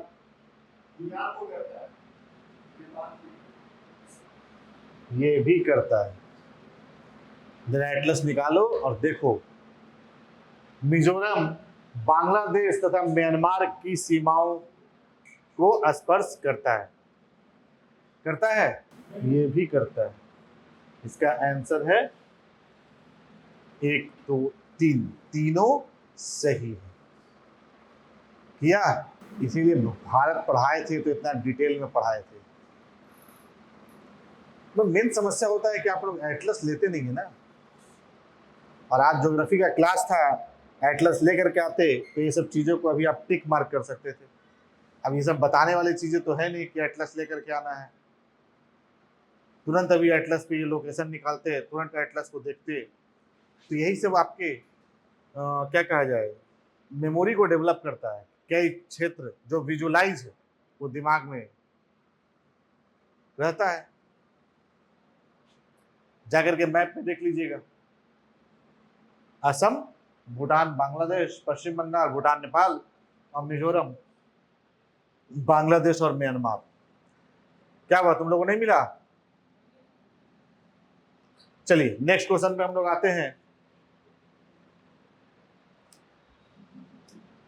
निम्न में से कौन सा भारतीय राज्य भूटान के साथ सीमा नहीं लगाता है या सीमा स्पर्श नहीं करता है? ये तो आप लोगों को 1 नंबर ऐसे ही दे दिया था, झारखंड, जो भी इसको दिया होगा। ठीक है, क्योंकि अगर बिहारी अगर देख लेगा तो सीधे यही निकल जाएगा, बिहार की सीमा तो ऐसे भी भूटान को स्पर्श नहीं कर रही। ठीक है, क्योंकि बिहार और भूटान के बीच में पश्चिम बंगाल मौजूद। क्लियर? इसका आंसर हो गया बिहार। भारत और चीन की उत्तर पूर्वी सीमा का सीमांकन कौन सी रेखा के द्वारा होता है? भारत और चीन, बताइए भाई, भारत और चीन का उत्तर पूर्वी सीमा पूछ रहा है, नॉर्थ ईस्ट। आप बताइए, हमसे पूछ रहे हैं। मैकमोहन, जी हाँ, भारत और चीन का उत्तर पूर्वी बोले, उत्तर बोले, लद्दाख बोले, हिमाचल प्रदेश बोले, कहीं भी बोले तो वो रेखा जो है मैकमोहन ही है। ठीक है। हाँ, जब भारत और चीन के विवाद वाले हिस्से में जब हम लोग पढ़ेंगे इंडिया चाइना पॉलिसी, तो वहां पर एक रेखा आपको निकल करके आएगा लद्दाख वाले रीजन के लिए, जॉनसन। वो लद्दाख वाले रीजन के लिए है। वही जॉनसन लाइन का अनुसरण करते हुए चीन बोला है कि जो ऑक्साई चीन पे जो हम कब्जा किए हैं, ये हम जॉनसन लाइन का अनुसरण करते हुए इस क्षेत्र को अपने एक अधिकार में लिए।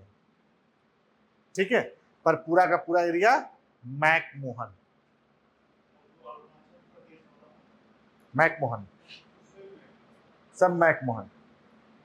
ठीक है, हाँ, लद्दाख वाले एरिया की, जो गलवान वैली के साथ विवाद हुआ था। इसीलिए 1962 वाले युद्ध के बाद चीन ने अरुणाचल प्रदेश को पूरा अधिकृत कर लिया था, पर युद्ध विराम की घोषणा होने के बाद उसने अरुणाचल प्रदेश को खाली कर दिया, पर लद्दाख को खाली नहीं किया, जो ऑक्साई चीन वाला एरिया था। क्यों? क्योंकि उस क्षेत्र में वो ये मान करके चल रहा है कि जॉनसन रेखा के तहत ये हमारा क्षेत्र है। ठीक है। और तीसरा, भारत और चीन के बीच में जो बॉर्डर है वो है LAC, line of actual control 1962, जो आपका लद्दाख वाला एरिया है, लद्दाख वाला, जहां पर चीन का एक अधिकार है। तो मैकमोहन रेखा आपका पूरा जहां विवाद नहीं है उसको छोड़ करके अरुणाचल प्रदेश हो गया, सिक्किम हो गया, हिमाचल प्रदेश हो गया, उत्तराखंड हो गया, ये सब में है आपका मैकमोहन। लद्दाख में जहां पर चीन की सेनाओं ने युद्ध विराम घोषणा किया था, जहां तक कि क्षेत्र को एक अधिकार करके, उसी को हम लोग कहते हैं LAC, line of actual control. ठीक है, और उसी को जॉनसन कहा जाता है। चीन बोलता है कि जॉनसन रेखा का हम अनुसरण कर रहे हैं। भारत बोलता है कि आजादी की ब्रिटिश काल में जो मैकमोहन रेखा बना है हम उसका सम्मान करते हैं, और मैकमोहन रेखा के तहत लद्दाख का पूरा रीजन हमारा है। भारत के किस प्रदेश की सीमाएं 3 देश क्रमशः नेपाल, भूटान एवं चीन से मिलती हैं? बताइए, ऐसा कौन सा राज्य है जो नेपाल को भी स्पर्श कर रहा है, भूटान को भी स्पर्श कर रहा है एवं चीन को भी स्पर्श कर रहा है? पश्चिम बंगाल। और कोई? सिक्किम। सिक्किम ही होगा। यही आपका है सिक्किम, इधर हो गया नेपाल, इधर हो गया भूटान, और इधर हो गया चीन। ठीक है, यानी इसका आंसर सिक्किम। भारतीय उपमहाद्वीप मूलतः एक विशाल भूखंड का भाग था जिसे हम लोग क्या कहते हैं? गोंडवाना लैंड। CDT थ्योरी के तहत हम सब बता चुके हैं। यही आपका था पेंजिया, जो बचा हुआ वाटर एरिया है, ये था पैंथालासा। इसी में एक दरार पड़ा तो यहाँ डेवलप हुए टेथी सागर, यहीं से ये वाला हिस्सा मूव करते हुए यूरेशिया से आकर के जुड़ा। नीचे वाला हिस्सा को हम लोग गोंडवाना लैंड, ऊपर वाले हिस्से को हम लोग अंगारा लैंड या लॉरेंसिया कहते हैं। ठीक है, भारत का जो भूमि है वो भारत की भूमि इसी गोंडवाना लैंड से टूट करके नॉर्थ के लॉरेंसिया में आकर के एडजस्ट हुई है, जहां हिमालय का विकास हुआ है। ठीक है, यानी गोंडवाना लैंड राइट आंसर है।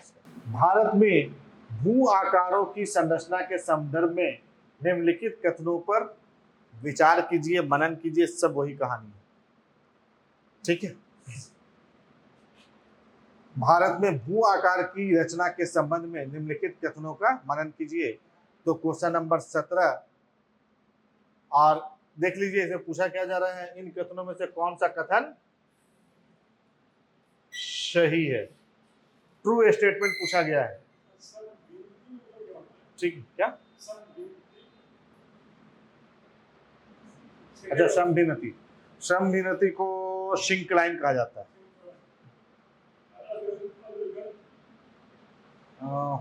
आगे की भूमि, अग्रभूमि। देखिए, संरचनात्मक दृष्टि से मेघालय का पठार दक्कन पठार का ही विस्तारित भाग है। ये स्टेटमेंट सही है या गलत? सही है, प्रायद्वीपीय पठार पढ़ा दिए थे। कश्मीर घाटी की रचना एक संभिनति, यानी ये जो हिस्सा होता है इसी को कहा जाता है श्रिंकलाइन। तो कश्मीर घाटी याद कीजिए, हमने बोला था ग्रेट हिमालय और मिडिल हिमालय के बीच में अवस्थिति है कश्मीर घाटी की, तो यही वो एक संभिनति का एग्जाम्पल भी रहेगा। ठीक है, तो ये भी स्टेटमेंट क्या होगा? श्रिंकलाइन, संभिनति को कहते हैं। गंगा मैदान की रचना एक अर्घ गर्त के रूप में हुई है। गर्त का मतलब हो गया ट्रेंच। और याद कीजिए, जब आपका यूरेशियन प्लेट में नीचे से गोंडवाना लैंड आकर के टच किया था, तो जिससे हिमालय का विकास तो हुआ, तेथिस सागर दोनों के बीच में था, धीरे धीरे दोनों का गैप भरता चला गया, और गैप भरता के बाद भी लगातार दोनों के नजदीक आने के कारण ये हिमालय का विकास होता चला गया। और इसी हिमालय के जस्ट नीचे यानी आगे वाले हिस्से में पूरा का पूरा उत्तर भारत का मैदान है। तो इसीलिए उत्तर भारत का मैदान की रचना अर्घ गर्त में हुई है, आगे एक ट्रेंच के रूप में, गर्त के रूप में हुआ है। ठीक है, हिमालय की उत्पत्ति भारतीय प्लेट, यूरोपीय प्लेट तथा चीनी प्लेट के त्रिकोणीय अभिसरण के कारण हुआ है। ठीक है, अभिसरण का मतलब दो प्लेट जब एक दूसरे के नजदीक आती है। तो यहाँ पर प्लेट टेक्टोनिक में कहीं भी हम लोग ऐसा एग्जाम्पल नहीं देखे हैं जहां पर तीन तीन प्लेट हो, यानी चीनी प्लेट आकर के इस स्टेटमेंट को गलत साबित कर दिया। बाकी भारतीय प्लेट और यूरोपीय प्लेट तो था ही। ठीक है, वो भी यूरोपीय प्लेट हम लोग उसको नहीं कहते हैं, हम लोग यूरोप और एशिया का मिश्रण के कारण उसको यूरेशियन प्लेट कहते हैं। भारतीय प्लेट भी केवल भारतीय नहीं है, क्योंकि भारतीय प्लेट ऑस्ट्रेलियन प्लेट से मिक्स है, इसलिए उसको हम लोग Indo Australian, Hind Australian plate कहते हैं। ठीक है, तो सब अधूरा अधूरा स्टेटमेंट था, इसलिए ये स्टेटमेंट गलत हो गया, और ये तीनों आंसर 1 2 3 सही हो गए। ठीक है, चीन प्लेट नहीं रहता तो भी नहीं होता, क्योंकि यूरोपीय कोई प्लेट है ही नहीं, यूरेशियन है। यूरेशियन के एशिया और यूरोप मिला हुआ है, अलग कोई प्लेट वो नहीं है। और यहाँ भारतीय भी एक अधूरा प्लेट है, पूरा नाम है इंडो ऑस्ट्रेलियन, भारत और ऑस्ट्रेलिया दोनों प्लेट का मिक्सचर। याद कीजिए, एटलस में देखिए नाम भी दिया होगा, और हमने सबका लोकेशन दिखा रखा है। तो ये चौथा स्टेटमेंट यहाँ नहीं होगा।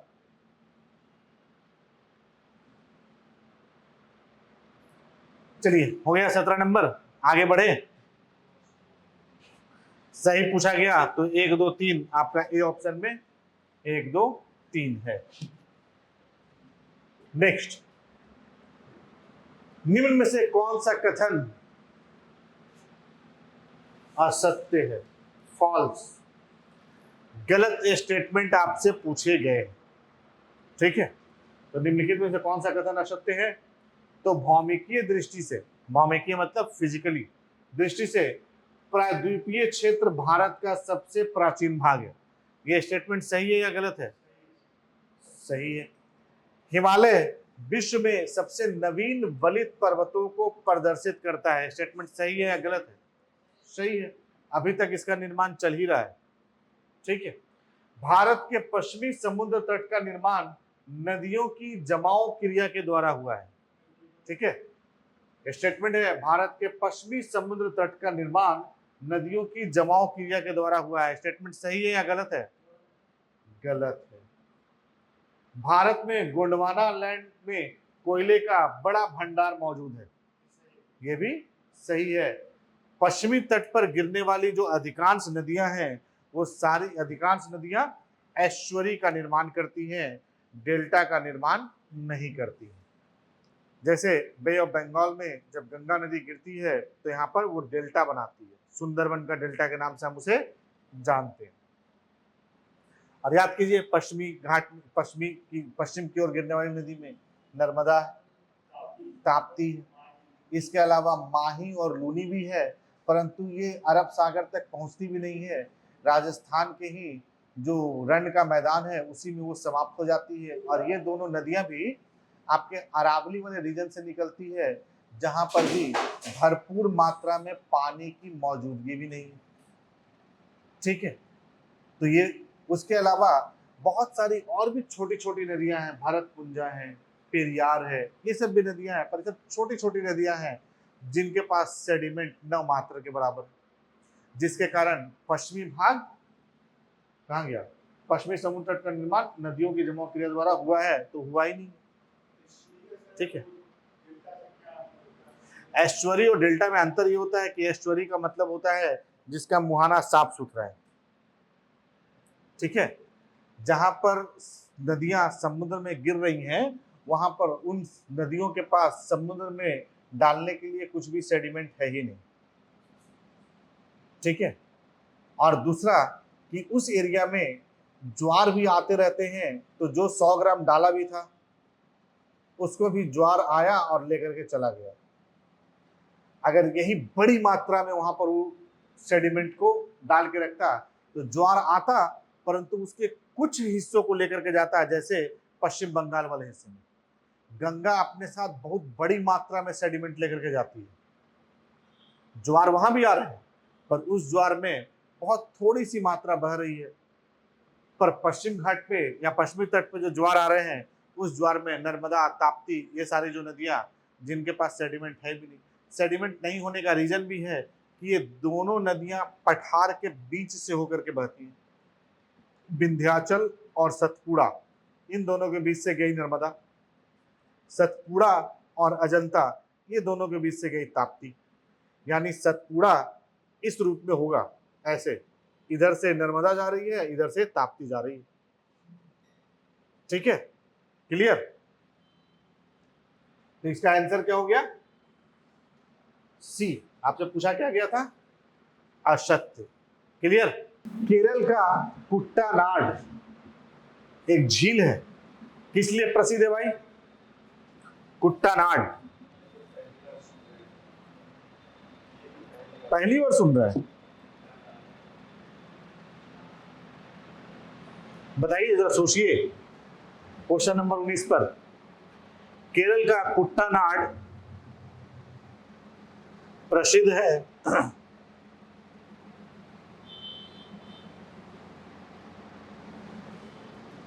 पता है? कुट्टानाड एक झील वाला एरिया है जिसे माना जाता है कि यह भारत का सबसे न्यूनतम ऊंचाई वाला क्षेत्र है। ठीक है, यानी जैसे हम लोग बात करते हैं किसी देश का कि सबसे पीक पॉइंट कौन है भाई, भारत का सबसे ऊंचाई वाला स्थल कौन है? सबसे ऊंचाई सियाचिन, ऊंचाई वाला स्थल। केटू। एक तो हो गया केटू, भारत की सबसे ऊंची चोटी। ठीक है, इसी प्रकार हम एक ये भी स्टेटमेंट आता है कि भारत का सबसे लोएस्ट पॉइंट, निम्न स्थान कौन सा है? तो वही निम्न स्थान है आपका केरल का कुट्टानाड, न्यूनतम ऊंचाई वाला क्षेत्र। ठीक है, कॉन्टिनेंट के आधार पर भी हम लोगों ने ये चीजें को देख रखा है। क्लियर है? समझ में आ रहा है? ऑनलाइन जागे हुए हैं या सो गए? आप लोग अपना आंसर कुछ दिया कीजिए, A B C D E F कुछ तो आ जाए, जी एच भी आ सकता है फिर आगे। हालांकि बीपीएससी ने ये ऑप्शन हटा ही दिया है। इस क्लास में मजा आ रहा है या नहीं आ रहा है ये बताइए, क्योंकि हम तो पहले से आप लोगों को बोलते आ रहे थे कि प्रीवियस ईयर क्वेश्चन पे काम कीजिए, पर ये गारंटी है कि काम कोई नहीं किए, अंत में वो भी काम हम ही लोग को करना पड़ रहा है। क्या प्रीवियस ईयर पे कोई काम किए? ईमानदारी से बताइए, किए हैं? कहाँ है? तो वही तो बोल रहा है, कहाँ है वो? घर पे? ये तो कहाँ, पटना ही में है या पुराना वाले घर पे? और ऑनलाइन वाले तो लगता है कॉफी लेके बैठे हैं, कोई स्टेटमेंट नहीं है। अच्छा जगह है, एक लाइन तो आया चलिए, तो 19 नंबर क्वेश्चन हो चुका है। अब हम लोग आ रहे हैं 20 पर। निम्नलिखित में से कौन सा जिला धारवाड़ भूस्तरीय रचना वाला नहीं है? ठीक है, धारवाड़ भूस्तरीय मतलब कहने का तात्पर्य यह है सिंपल में कि इसमें से कौन सा ऐसा एग्जाम्पल है जहां धारवाड़ की संरचना नहीं पाई जाती है। एक है मुंगेर, एक है रोहतास, तीसरा है जमुई, चौथा है नवादा, और इसमें पांचवा ऑप्शन भी था भाई। बीपीएससी वाला क्वेश्चन होगा ये 2019, यानी ये जो बीपीएससी होगा ये 64th होगा, 64th होना चाहिए ये बीपीएससी। बताइए इसका क्या क्या आंसर होगा? Option B Rohtas. और कुछ? अगर हम बोलते कि भूस्तरीय संरचना वाला है, नहीं काट दिए, है, तब क्या होगा आंसर? अच्छा, तब ई हो जाता, और जब नहीं मौजूद है तब इसका आंसर है रोहतास। याद कीजिए, जब हमने बिहार पढ़ा रहे थे हम, तो हमने बोला था बिहार के दक्षिण पश्चिम वाले 2 जिले यानी कैमूर और रोहतास, ये दोनों क्षेत्र में विंध्यन की संरचना का हिस्सा जो है कैमूर पाया जाता है। कैमूर का जो पठारी हिस्सा है जो विंध्यन की संरचना से मेल खाती है। इसके बाद औरंगाबाद दोनों का सेपरेशन पॉइंट है, और गया से धारवाड़ की संरचना शुरू हो जाती है। गया, नवादा, जमुई, बांका, मुंगेर, कटिहार, भागलपुर, बस इस पूरे एरिया में धारवाड़ की संरचना मौजूद। केवल और केवल रोहतास इसका आंसर होगा, क्योंकि नवादा में धारवाड़ की संरचना पाई जाती है। ठीक है, रोहतास में विंध्यन की संरचना है। चलिए इस क्वेश्चन को देखिए कि आखिर इस क्वेश्चन को सॉल्व कैसे किया जाता है। निम्न वक्तव्यों पर विचार कीजिए और सही उत्तर का चयन नीचे दिए गए कूट के आधार पर कीजिए। ये है कथन, ठीक है, कथन को कहा जाता है यहां पर स्टेटमेंट, और ये है कारण, कारण को कहा जाता है रीजन। हिमालय से निकलने वाली सभी नदियां सतत वाहिनी है।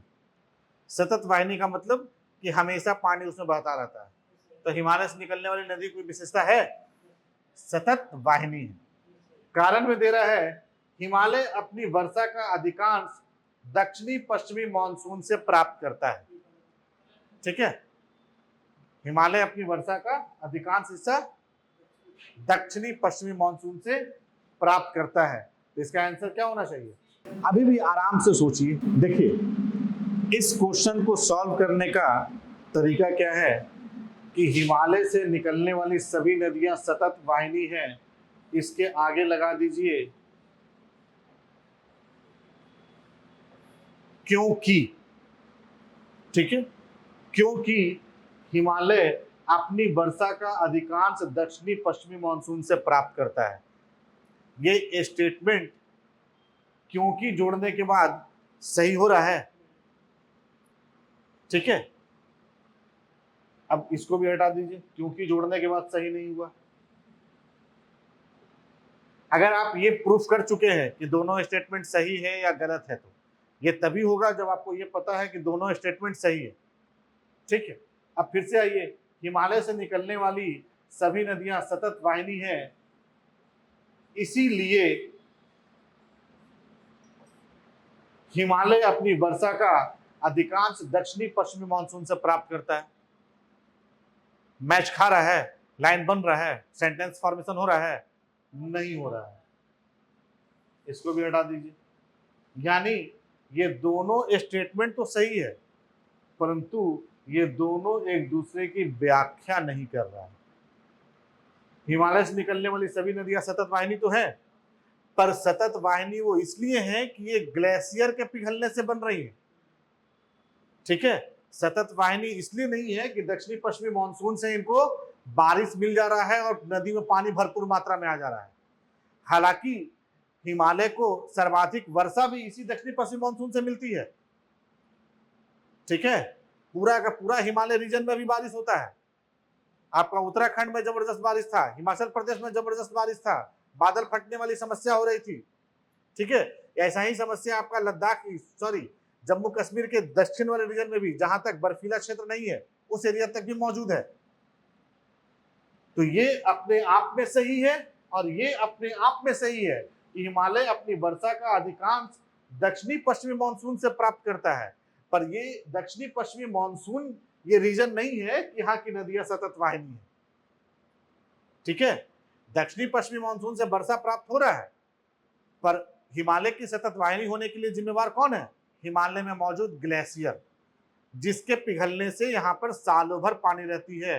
क्योंकि दक्षिणी पश्चिमी मानसून कितने दिन, 3 महीना, 2.5 महीना, पर पानी तो यहाँ सालों भर मौजूद है। यानी ये दोनों स्टेटमेंट सही है, पर दोनों स्टेटमेंट एक दूसरे की व्याख्या नहीं करता है। और एक दूसरे की व्याख्या अगर क्योंकि लगाने के बाद ये प्रूफ हो जाता, इसलिए लगाने के बाद ये प्रूफ हो जाता, तब वो उसकी व्याख्या करता। ठीक है, जो यहां पर नहीं हो रहा है। तो इसका आंसर होगा बी, यानी दोनों स्टेटमेंट सही है, पर ये एक दूसरे की व्याख्या नहीं करते। ठीक है, लाइन समझ में आया? उल्टा बताया, पहले ऊपर पढ़ोगे तब ना फिर नीचे आओगे। तो वही तो बोल रहे हैं, ऊपर वाला पढ़ के क्योंकि लगाना था। हम तो वही किए ना, ऊपर वाला पढ़ के क्योंकि लगाए। तो क्योंकि लगाने के बाद ये स्टेटमेंट प्रूफ हो रहा है, हिमालय से निकलने वाली सभी नदियां सतत वाहिनी है, क्योंकि हिमालय अपनी वर्षा का अधिकांश दक्षिणी पश्चिमी मानसून से प्राप्त करता है। यह प्रूफ हुआ? नहीं प्रूफ हुआ, क्योंकि सतत वाहिनी होने का रीजन ग्लेशियर है। ठीक है, तो क्योंकि लगने से कोई फायदा नहीं हुआ। अब क्योंकि हटा दीजिए, अब लगाइए इसलिए। इसलिए यहां नहीं लगना है, यही लगेगा दोनों स्टेटमेंट। हिमालय से निकलने वाली सभी नदियां सतत वाहिनी है, इसीलिए हिमालय अपनी वर्षा का अधिकांश दक्षिणी पश्चिमी मानसून से प्राप्त करता है। नहीं,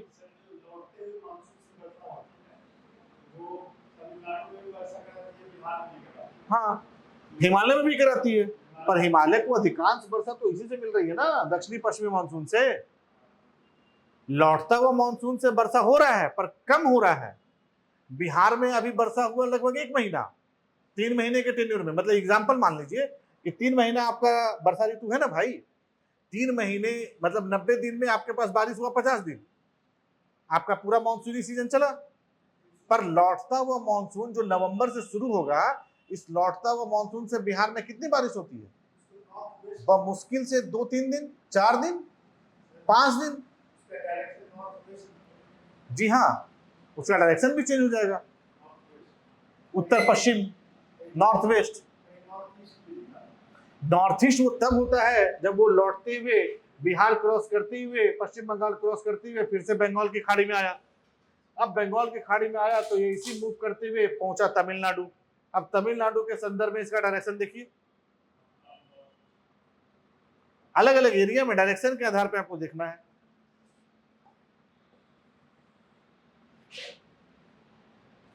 चलिए नेक्स्ट क्वेश्चन पे हम लोग आते हैं। हिमालय की रचना समानांतर वलय श्रेणियों से हुई है, जिसमें से प्राचीनतम श्रेणी है। देखिए समझिए, हिमालय की रचना समानांतर वलय श्रेणियों से हुई है। समानांतर कहने का मतलब एक श्रृंखला ये है, एक श्रृंखला ये है और एक श्रृंखला ये है। 3 श्रृंखला है ना। तो उसमें पूछा जा रहा है कि सबसे प्राचीनतम, प्राचीनतम कहने का मतलब कि सबसे पहले किसका विकास हुआ। बस इतना चूरन टाइप का क्वेश्चन पूछा जा रहा है। कौन पूछा है? आप लोग बोलते हैं आईएएस का इतना मुश्किल प्रश्न होता है सर, उस समय ये भी नहीं था। अरे उस समय भी वही सविंदर सर की किताब को पढ़ा जा रहा था, माजिद हुसैन का बुक तो चलिए उस समय नहीं था, उस समय था जीसी लियोंग, तो उस समय भी था।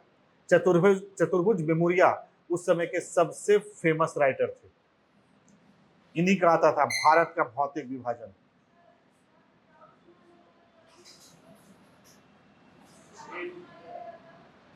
ट्रांस हिमालय वो भी हो जाएगा, क्योंकि वो तो और उससे भी पुरानी संरचना है ट्रांस हिमालय। इसमें ट्रांस हिमालय दिया कहाँ है? अगर ट्रांस हिमालय देता तो वो होता फिर आंसर। ठीक है, यानी इसका आंसर ग्रेट हिमालय।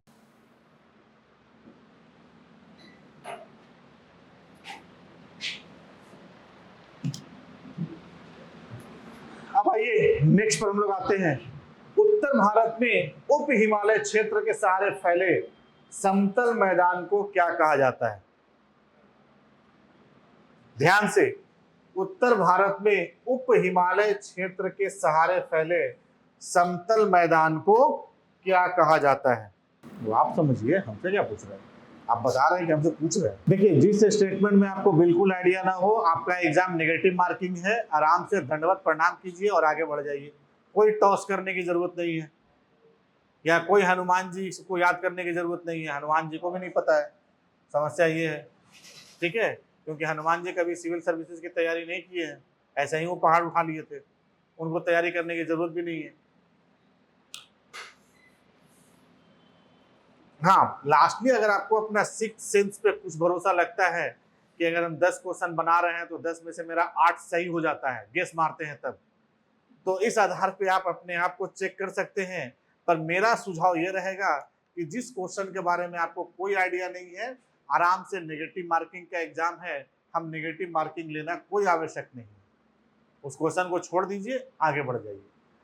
जिस क्वेश्चन के बारे में कुछ भी आइडिया हो तब आप उस पर विचार कुछ कर सकते हैं, दाएं बाएं जोड़ घटाव करके कुछ सोच सकते हैं, या आप उसको सेकंड राउंड के लिए, थर्ड राउंड के लिए छोड़ सकते हैं कि लास्ट में इस पर अधिक समय दे करके विचार करेंगे। अगर आपके पास समय बचा तो, नहीं बचा तो कोई विकल्प नहीं है। जी हाँ, ऑप्शन ही कनेक्ट करने की हम बात कर रहे हैं, चाहे सर्टेन रीजन का जो क्वेश्चन है। ठीक है, सर्टेन रीजन का क्वेश्चन अगर आपको पता है तभी वो सॉल्व होगा, नहीं तो वो नहीं होगा।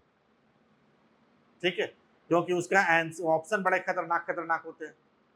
ए सही है, आर गलत है। 100% आपको पता रहेगा तभी आप ये श्योर हो पाएंगे कि पहला स्टेटमेंट सही है और दूसरा गलत है। दूसरी, पहला ऑप्शन तो रहेगा कि दोनों सही है और व्याख्या करता है, आपको पता होगा तभी आप पहुंच पाइएगा कि दोनों सही है और व्याख्या भी कर रहा है। दूसरा ऑप्शन होगा कि दोनों सही है पर व्याख्या नहीं करता है। तो इसीलिए सर्टेन रीजन के क्वेश्चन में सबसे अधिक चैलेंजेस होते हैं। अगर आपको पता है उसके बारे में तभी आप उसको टच कीजिए, नहीं पता है छोड़ के आगे बढ़ जाइए। सी ऑप्शन वो सही है, ए सही, आर गलत, डी ऑप्शन ए गलत, आर सही। तो ये जब तक आपको एक्यूरेसी नहीं पता होगा तब तक आप नहीं कर पाइएगा उसको। उत्तर भारत में उप हिमालय क्षेत्र के सहारे फैले समतल मैदान को क्या कहा जाता है? बताइए भाई। तराई, भाबर, और कुछ? देखिए, हमने बताया भी था, मान लीजिए पर्वतीय क्षेत्र से कोई नदियां उतर रही हैं। नदियां उतरती हैं तो नदियां ढाल के सहारे उतर रही हैं पर्वत से। जब वो ढाल के सहारे उतर रही होती हैं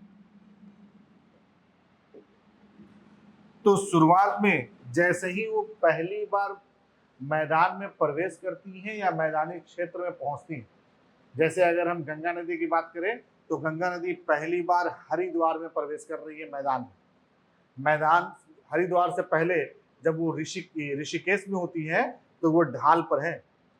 ऋषिकेश में नहाना तो भूल जाइए, राफ्टिंग कर सकते हैं आप, वहां पे ढाल है इसीलिए।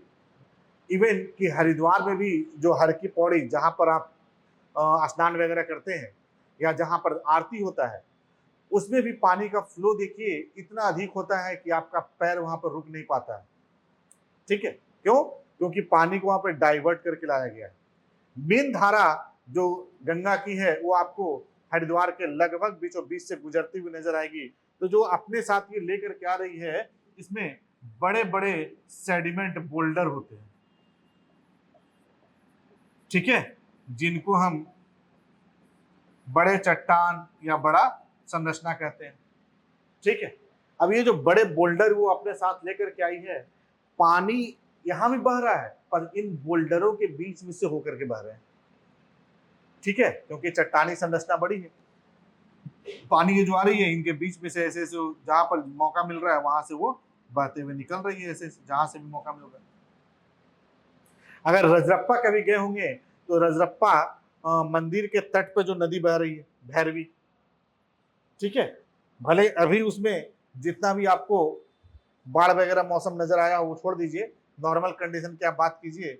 जब भी आप रजरप्पा वाले एरिया में जाएंगे तो जो मंदिर के तट पे नदी है भैरवी, वो भैरवी नदी में पानी की मात्रा तो आपको मिलेगी पर वो पानी की मात्रा बड़े बड़े चट्टानों के बीच में होगी। कई लोग उन्हीं चट्टानों के बीच में स्नान करते हुए आपको नजर आ जाएंगे, ठीक है। दूर जाने पर उस नदी के बाद डायरेक्ट रूप से उसका फ्लो आपको नजर आएगा। तो यही जो क्षेत्र होता है इसी को हम लोग भावर कहते हैं, जहां पर नदियां चट्टानों के बीच में से फंस फंस कर बह करके आगे बढ़ रही है। पानी बह रहा है, वो भी पानी रुका हुआ नहीं है, पर पानी दाएं बाएं होकर के आ रहा है, दाएं बाएं होकर के निकल जा रहा है। इसी के बाद शुरुआत में जैसे जैसे आगे बढ़ती हैं, यहाँ पर इनके बोल्डर की मात्रा छोटी होती जाती है, यानी सेडिमेंट की मात्रा छोटी होती जाती है, और छोटे छोटे जो कंकड़ पत्थर रहते हैं, ये कंकड़ पत्थर के ऊपर से पानी अब बहना शुरू कर देता है। तो ये वाला हो गया भावर और ये हो गया तराई। कई जगह तराई क्षेत्र ही दलदली क्षेत्र के रूप में जाना जाता है, ठीक है। 9:30 से कोई क्लास है क्या? संडे है आज, कितने बजे से? 10 से है ना, तब तक हो जाएगा मेरा क्वेश्चन, हम इसीलिए पूछ रहे हैं। कहां तक पहुंच गए? 23 तक पहुंच ही गए हैं, लगता है 30-35 क्वेश्चन है ही। तो ये भावर वाला क्षेत्र हो गया। ये हो जाते हैं जब पर्वतीय क्षेत्र से उतर रही है नदियां, सबसे पहले भावर, फिर तराई, और इसके बाद खादर और बांगर बनते हैं, जहां पर नदियां प्रत्येक साल अपना बाढ़ का सेडिमेंट को बिछा रही हैं, बाढ़ का पानी को फैला रही हैं। तो जब बाढ़ का पानी पहुंचेगा तो उसके साथ मलबा भी पहुंचेगा, मलबा पहुंचेगा तो वही मलबा आपका खादर है, नवीन जलोढ़ मिट्टी।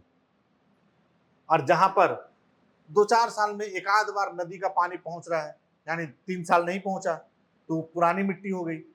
हम एक एग्जाम्पल सिर्फ इसलिए दे देते हैं 2 साल 3 साल 4 साल का, कि आप समझ लीजिए। केवल यहाँ पर पूछा आपसे यही जाएगा कि पुरानी मिट्टी, जिसको हम लोग कहते हैं बांगर, तो वो भी जलोढ़ मिट्टी है, नदियों के द्वारा ही लाया गया है। पर ये जरूरी नहीं है कि 5 साल पहले लाया गया हो, 1 साल पहले लाया गया हो, 2 महीना पहले लाया गया हो, या 50 साल पहले लाया गया हो। तो पुरानी जलोढ़ मिट्टी बांगर और नई जलोढ़ मिट्टी खादर, न्यू एलुवियल सॉइल खादर। खादर और बांगर इंग्लिश हिंदी दोनों वही है, इसका कोई अलग से टर्मिनोलॉजी नहीं है, ठीक है। चलिए हम लोग आगे बढ़ते हैं। भाबर शिवालिक श्रेणी का निर्माण हुआ है। बताइए भाई, शिवालिक श्रेणी का पढ़ाने समय हमने बहुत डिटेल में सब बात किया था, जब इंडिया पढ़ा भी रहे थे, इवन कि टारगेट बैच में भी हम बहुत डिटेल में पढ़ा थे इसको। शिवालिक श्रेणी का निर्माण हुआ है इओजोइक, पैलियोजोइक, मेसोजोइक, सेनोजोइक। ऑनलाइन इसका भी आंसर आपका डी ही है, सीरोजोइक पीरियड में शिवालिक श्रेणी का निर्माण हुआ है, यानी अभी भी ये क्षेत्र निर्माण के फेज से गुजर रहा है। याद कीजिए, अभी भी हिमालय की ऊंचाई बढ़ रही है, ठीक है। क्वेश्चन नंबर 24 था ना, शिवालिक श्रेणी का निर्माण सेनोजोइक पीरियड में हुआ है। चलिए अब हम लोग देख लेते हैं निम्नलिखित में से उत्तर दिशा की ओर के क्रम वाली पर्वत श्रेणी कौन सी है। यह भी हम पढ़ा चुके हैं भाई।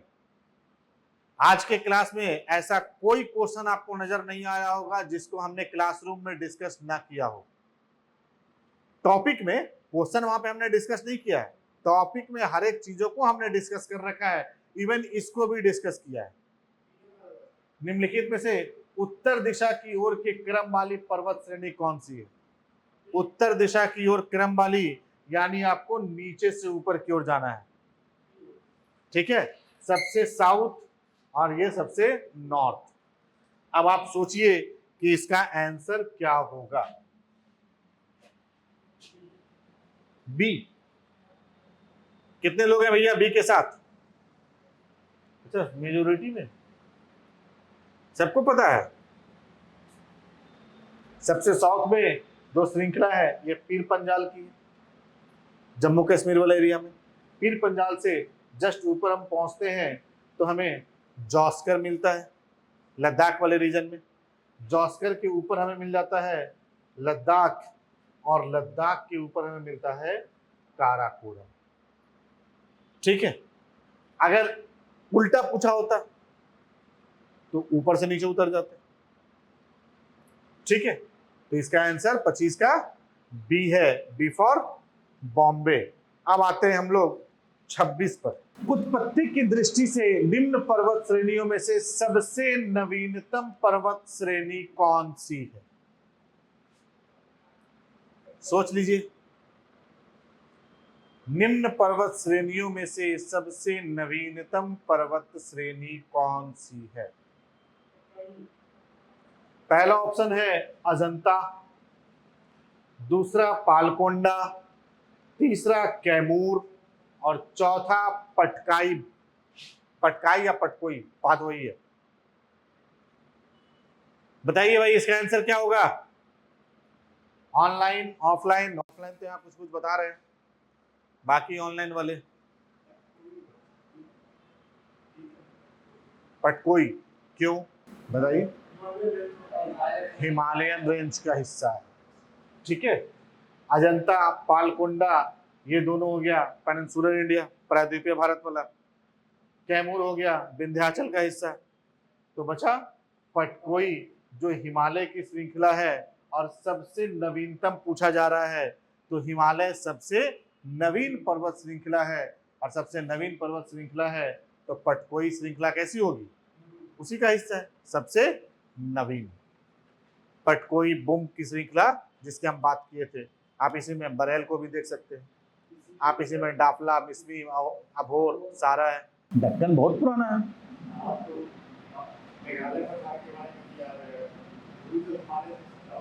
मेघालय पठार का सटा होने से मतलब थोड़े है, संरचना कैसी है उसकी, इसकी संरचना हिमालय से मैच खा रही है, ये हिमालय का हिस्सा है। मेघालय का पठार हिमालय का हिस्सा थोड़े है, मेघालय का पठार प्रायद्वीपीय भारत का हिस्सा है। भले वो हिमालय के गोद में जाके बसा हुआ है, हिस्सा वो प्रायद्वीपीय पठार का है। राजमहल की पहाड़ी, राजमहल के गैप ने उसको एक हिस्से से तोड़ करके दूसरे हिस्से में पहुंचा दिया है, और गहराई में आज भी उसके संरचनात्मक विशेषता मैच करती है, स्ट्रक्चरल फॉर्मेशन एक जैसा है, ठीक है।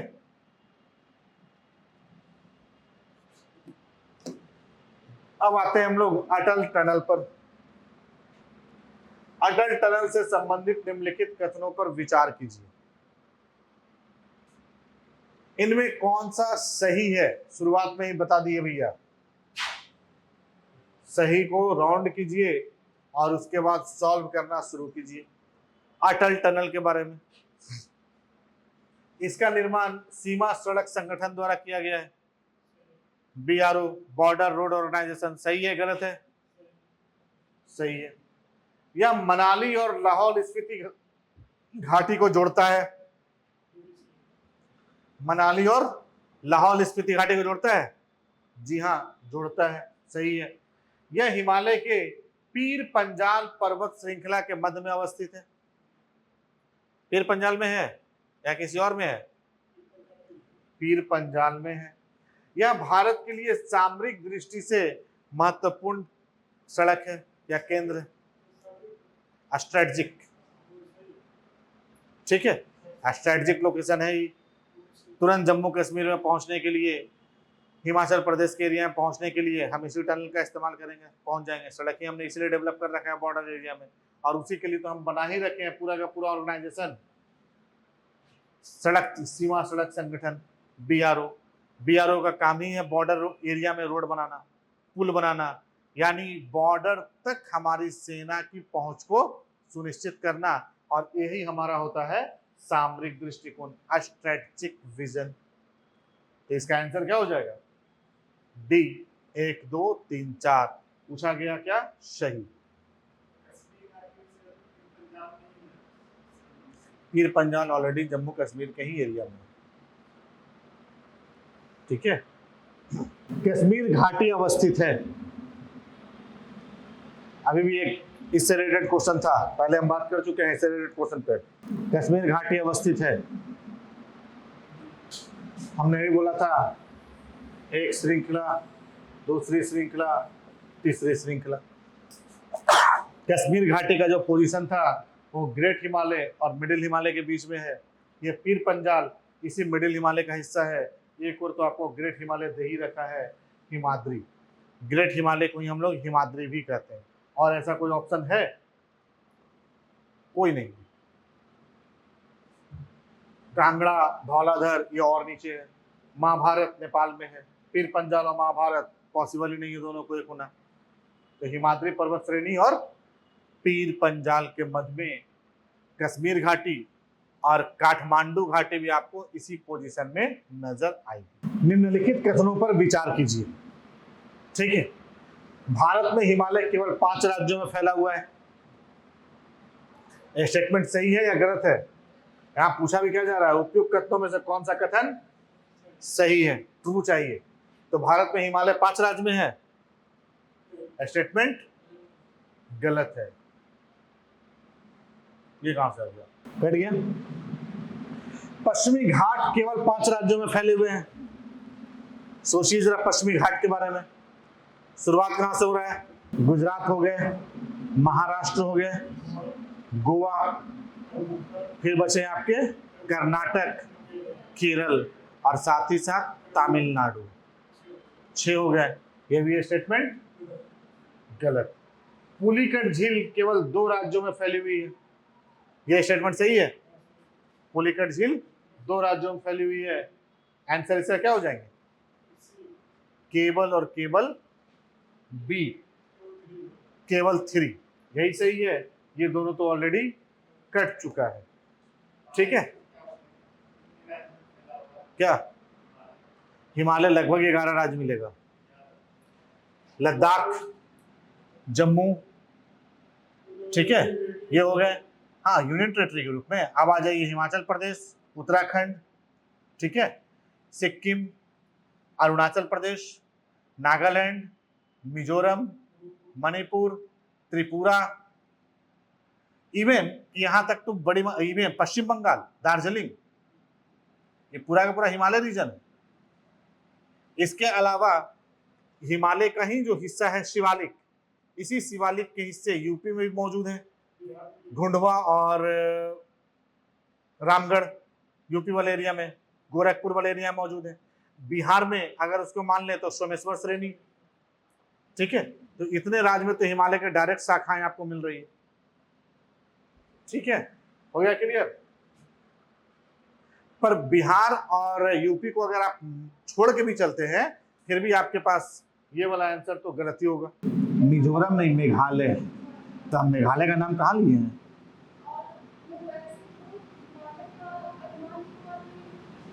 हाँ, अंडमान निकोबार जो आइलैंड है, ये आइलैंड में कुछ हिस्सा इसका हिमालय का हिस्सा है और कुछ हिस्से यहाँ पर ज्वालामुखी विस्फोट से बने हैं, ठीक है। चलिए, तो ये हो गए आंसर बी। हिमालय पर्वत श्रेणी के संबंध में निम्नलिखित में से कौन सा कथन सही है? ट्रू स्टेटमेंट चाहिए आपको यहां भी हिमालय के संदर्भ में, ठीक है। मुख्य हिमालय की परतदार चट्टानें जीवाश्महीन है। हीन कहने का मतलब जीवाश्म इसमें नहीं पाई जाती है, ऐसा है। यहाँ जीवाश्म मौजूद है, तभी तो हिमालय वाले एरिया में बार बार प्रयास किया जा रहा है या ढूंढा जा रहा है कि यहाँ पर हो सकता है जीवाश्म ईंधन यानी पेट्रोलियम के भंडार मिल जाए। तो अवसादी तो है ही, सेडिमेंट्री रॉक तो बनता चला गया स्टेप बाय स्टेप। हालांकि इसमें अवसादी के साथ साथ आपके आग्नेय चट्टान भी है, ग्रेनाइट और नीस की भी मौजूदगी है, परंतु सेडिमेंट बड़ी मात्रा में है। और यही सेडिमेंट का ही तो कारण है कि यहाँ पर बड़े मात्रा में लैंडस्लाइड होते हैं, भूस्खलन होते हैं। ठीक है, अब यहाँ पर मान लीजिए कि बहुत मिट्टी ही जमा हुआ है, आप देखेंगे मिट्टी भी जमते जमते जमते जमते काफी कठोर हो जाती है। ठीक है, परंतु उस मिट्टी पर आप 10 हॉर्स पावर का समरसीबल चलाए हैं और उसके फोर्स को उस मिट्टी पे मारे, मिट्टी बचेगा? उड़ जाएगा। पर अगर वहीं पर ग्रेनाइट की संरचना रहती तो उसको क्या होता? कोई फर्क नहीं पड़ता। तो हिमालय वाले रीजन में जो बड़े पैमाने पर लैंडस्लाइड होते हैं, और उसका एक कारण माना जाता है बादल का फटना। बादल का फटने का मतलब कि जो बारिश 1 घंटे में होनी थी वो बारिश 2 मिनट में हो गई, एक ही साथ सारा का सारा पानी गिर गया। तो बड़ी मात्रा में जब पानी गिरा तो सेडिमेंट्री रॉक है, अवसादी चट्टान है, तो उसको तो बहा के लेके चली जाएगा। इसीलिए हिमालय वाले रीजन में बड़े पैमाने पर लैंडस्लाइड होते हैं। और पश्चिमी घाट भी कुछ इसी प्रकार की संरचना है। अभी देख लीजिए केरल का एरिया, वायनाड, पूरा का पूरा गांव है समाप्त, 200-250 बहुत बड़ा एरिया। लघु हिमालय की परतदार चट्टानों में समुद्री जीव जंतु के जीवाश्म मिलते हैं। बताइए सही है? हाँ, मुख्य हिमालय की परतदार चट्टानें जीवाश्महीन है, तो ये गलत हो गया ना, ये तो गलत हो गया। जीवाश्म ऑलरेडी हैं, गलत हो गया। और सही पूछा जा रहा है आपसे, लघु हिमालय की परतदार चट्टानों में समुद्री जीव जंतुओं के जीवाश्म मिलते हैं। मिलते हैं, एकदम मिलते हैं। बाह्य हिमालय, बाह्य हिमालय को हम लोग शिवालिक का नाम देते हैं, या शिवालिक हिमालय में मानव सभ्यता के अवशेष मिलते हैं। मिलते हैं, मिलते हैं। यही तो अभी भी शिवालिक बोले, आपका पूरा का पूरा नेपाल शिवालिक पे बसा है, कुछ हिस्सा उसका शिवालिक पर है, कुछ हिस्सा उसका मिडिल हिमालय पर है। ठीक है, तो इसका आंसर क्या हो गया? एक हटा दीजिए। ये एक्सक्लूसिव मेथड से इसी प्रकार बनता है कि ए सही नहीं हो सकता है, यानी 1 नंबर यहां भी है तो ये गलत हो गया, 1 नंबर यहां भी है ये गलत हो गया, 1 नंबर यहां भी है ये गलत हो गया। बचा कौन? 2 और 3। तो 2 और 3 अगर आपको नहीं भी पता होता तो भी आप बी आंसर मार करके आगे बढ़ सकते थे, सही हो जाता वो। क्लियर? अब हम लोग आते हैं 31 नंबर क्वेश्चन पे। कुमायूं हिमालय निम्नलिखित में से किन नदियों के बीच अवस्थित है? याद कीजिए, लास्ट क्लास हमने बताया था भारत का, सॉरी, हिमालय का प्रादेशिक विभाजन नदियों के आधार पर। ठीक है, सतलज, एक था सिंधु से सतलज, दूसरा था सतलज से काली, तीसरा था काली से तिस्ता, और चौथा था तिस्ता से ब्रह्मपुत्र। ठीक है, पहला हिमालय को हमने नाम दिया था कश्मीर या पंजाब हिमालय, दूसरे ही हिमालय का हमने नाम दिया था कुमायूं हिमालय, तीसरे हिमालय का हमने नाम दिया था नेपाल हिमालय, और चौथे का हमने नाम दिया था असम हिमालय। यहाँ पूछा क्या गया? कुमायूं हिमालय निम्नलिखित में से किन 2 नदियों के बीच में है? तो एक और हो गए सतलज और दूसरी ओर काली, जिसको महाकाली भी कहा जाता है, सतलज और काली। ठीक है, जो सबसे छोटा भी है, मात्र 320 किलोमीटर की लंबाई में है। ठीक है, और इसी कुमायूं हिमालय के पश्चिम वाले एरिया को हम लोग गढ़वाल के नाम से, पूरब वाले एरिया को कुमायूं के नाम से, ये भी लिखवाया हुआ है, सब लिखवाया हुआ है, एक बार देख लीजिएगा जाकर के। ठीक है, तो ये 31st क्वेश्चन थे कि कुमायूं हिमालय, और हम एक क्वेश्चन दिए हैं। इसके जितने भी क्वेश्चन होंगे, और भी अगर आप लोग प्रीवियस ईयर पे काम किए होंगे तो घर पे जाकर के सारे को रिवाइज कर जाइएगा भाई। ठीक है, क्योंकि क्वेश्चन का रिवीजन बहुत जरूरी है आपको एग्जाम में परफॉर्म करने के लिए। और अगर अभी भी टेस्ट सीरीज आप लोग नहीं दे रहे हैं तो बहुत बड़ी गलती कर रहे हैं। ठीक है, पैसा बचाइएगा तो पूरा लाइफ हमेशा साइड हो जाएगा, और पूरे लाइफ में फिर यही प्रकृति चलते रहेगी कि कहां से पैसा बचाएं। पर अगर अभी पैसा आपने लगा दिया तो मान करके चलिए ईमानदारी से कमाइए या घूसखोरी लेकर कमाइए, हमेशा कमाते रहेंगे। ठीक है, क्योंकि ऐसे तो फेस से तो नजर आते हैं कि आप लोग ईमानदार रहेंगे, पर भविष्य कौन जानता है क्या। तो आज हम लोगों ने हिमालय तक के एरिया पे बात कर लिया है। नेक्स्ट क्लास में हम लोग प्रायद्वीपीय भारत से शुरू करेंगे और लगभग पूरे भारत को समाप्त कर देंगे। ठीक है, अगर थोड़ा और भी हमको समय मिलेगा नेक्स्ट क्लास में तो क्लास और लंबा भी थोड़ा बहुत हो सकता है। ठीक है, ओके, थैंक यू। परंतु घर पर जो बचा हुआ हिस्सा है उसको जरूर कीजिए। हम तो यहाँ पर मोस्ट इंपॉर्टेंट जो 31 क्वेश्चन था उसको लिए हैं, और वो 31 क्वेश्चन में यहाँ पूरे एरिया को हमने कवर अप कर दिया। डिटेल में ही बताते चले गए कि कुछ भी इससे आप लोग का छूटे नहीं। ठीक है, और किन्हीं के दिमाग में कोई क्वेश्चन हो, कोई सजेशन हो तो दे सकते हैं। हो सकता है अगर वैसा सजेशन रहे तो अगले क्लास में उसको शामिल भी किया जाएगा।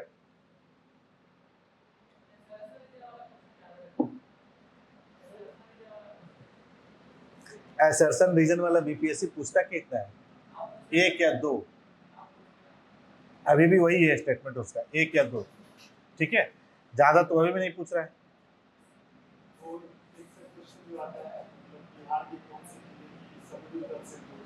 तो बिहार स्पेशल करेंगे भाई, बिहार स्पेशल का मौका आएगा।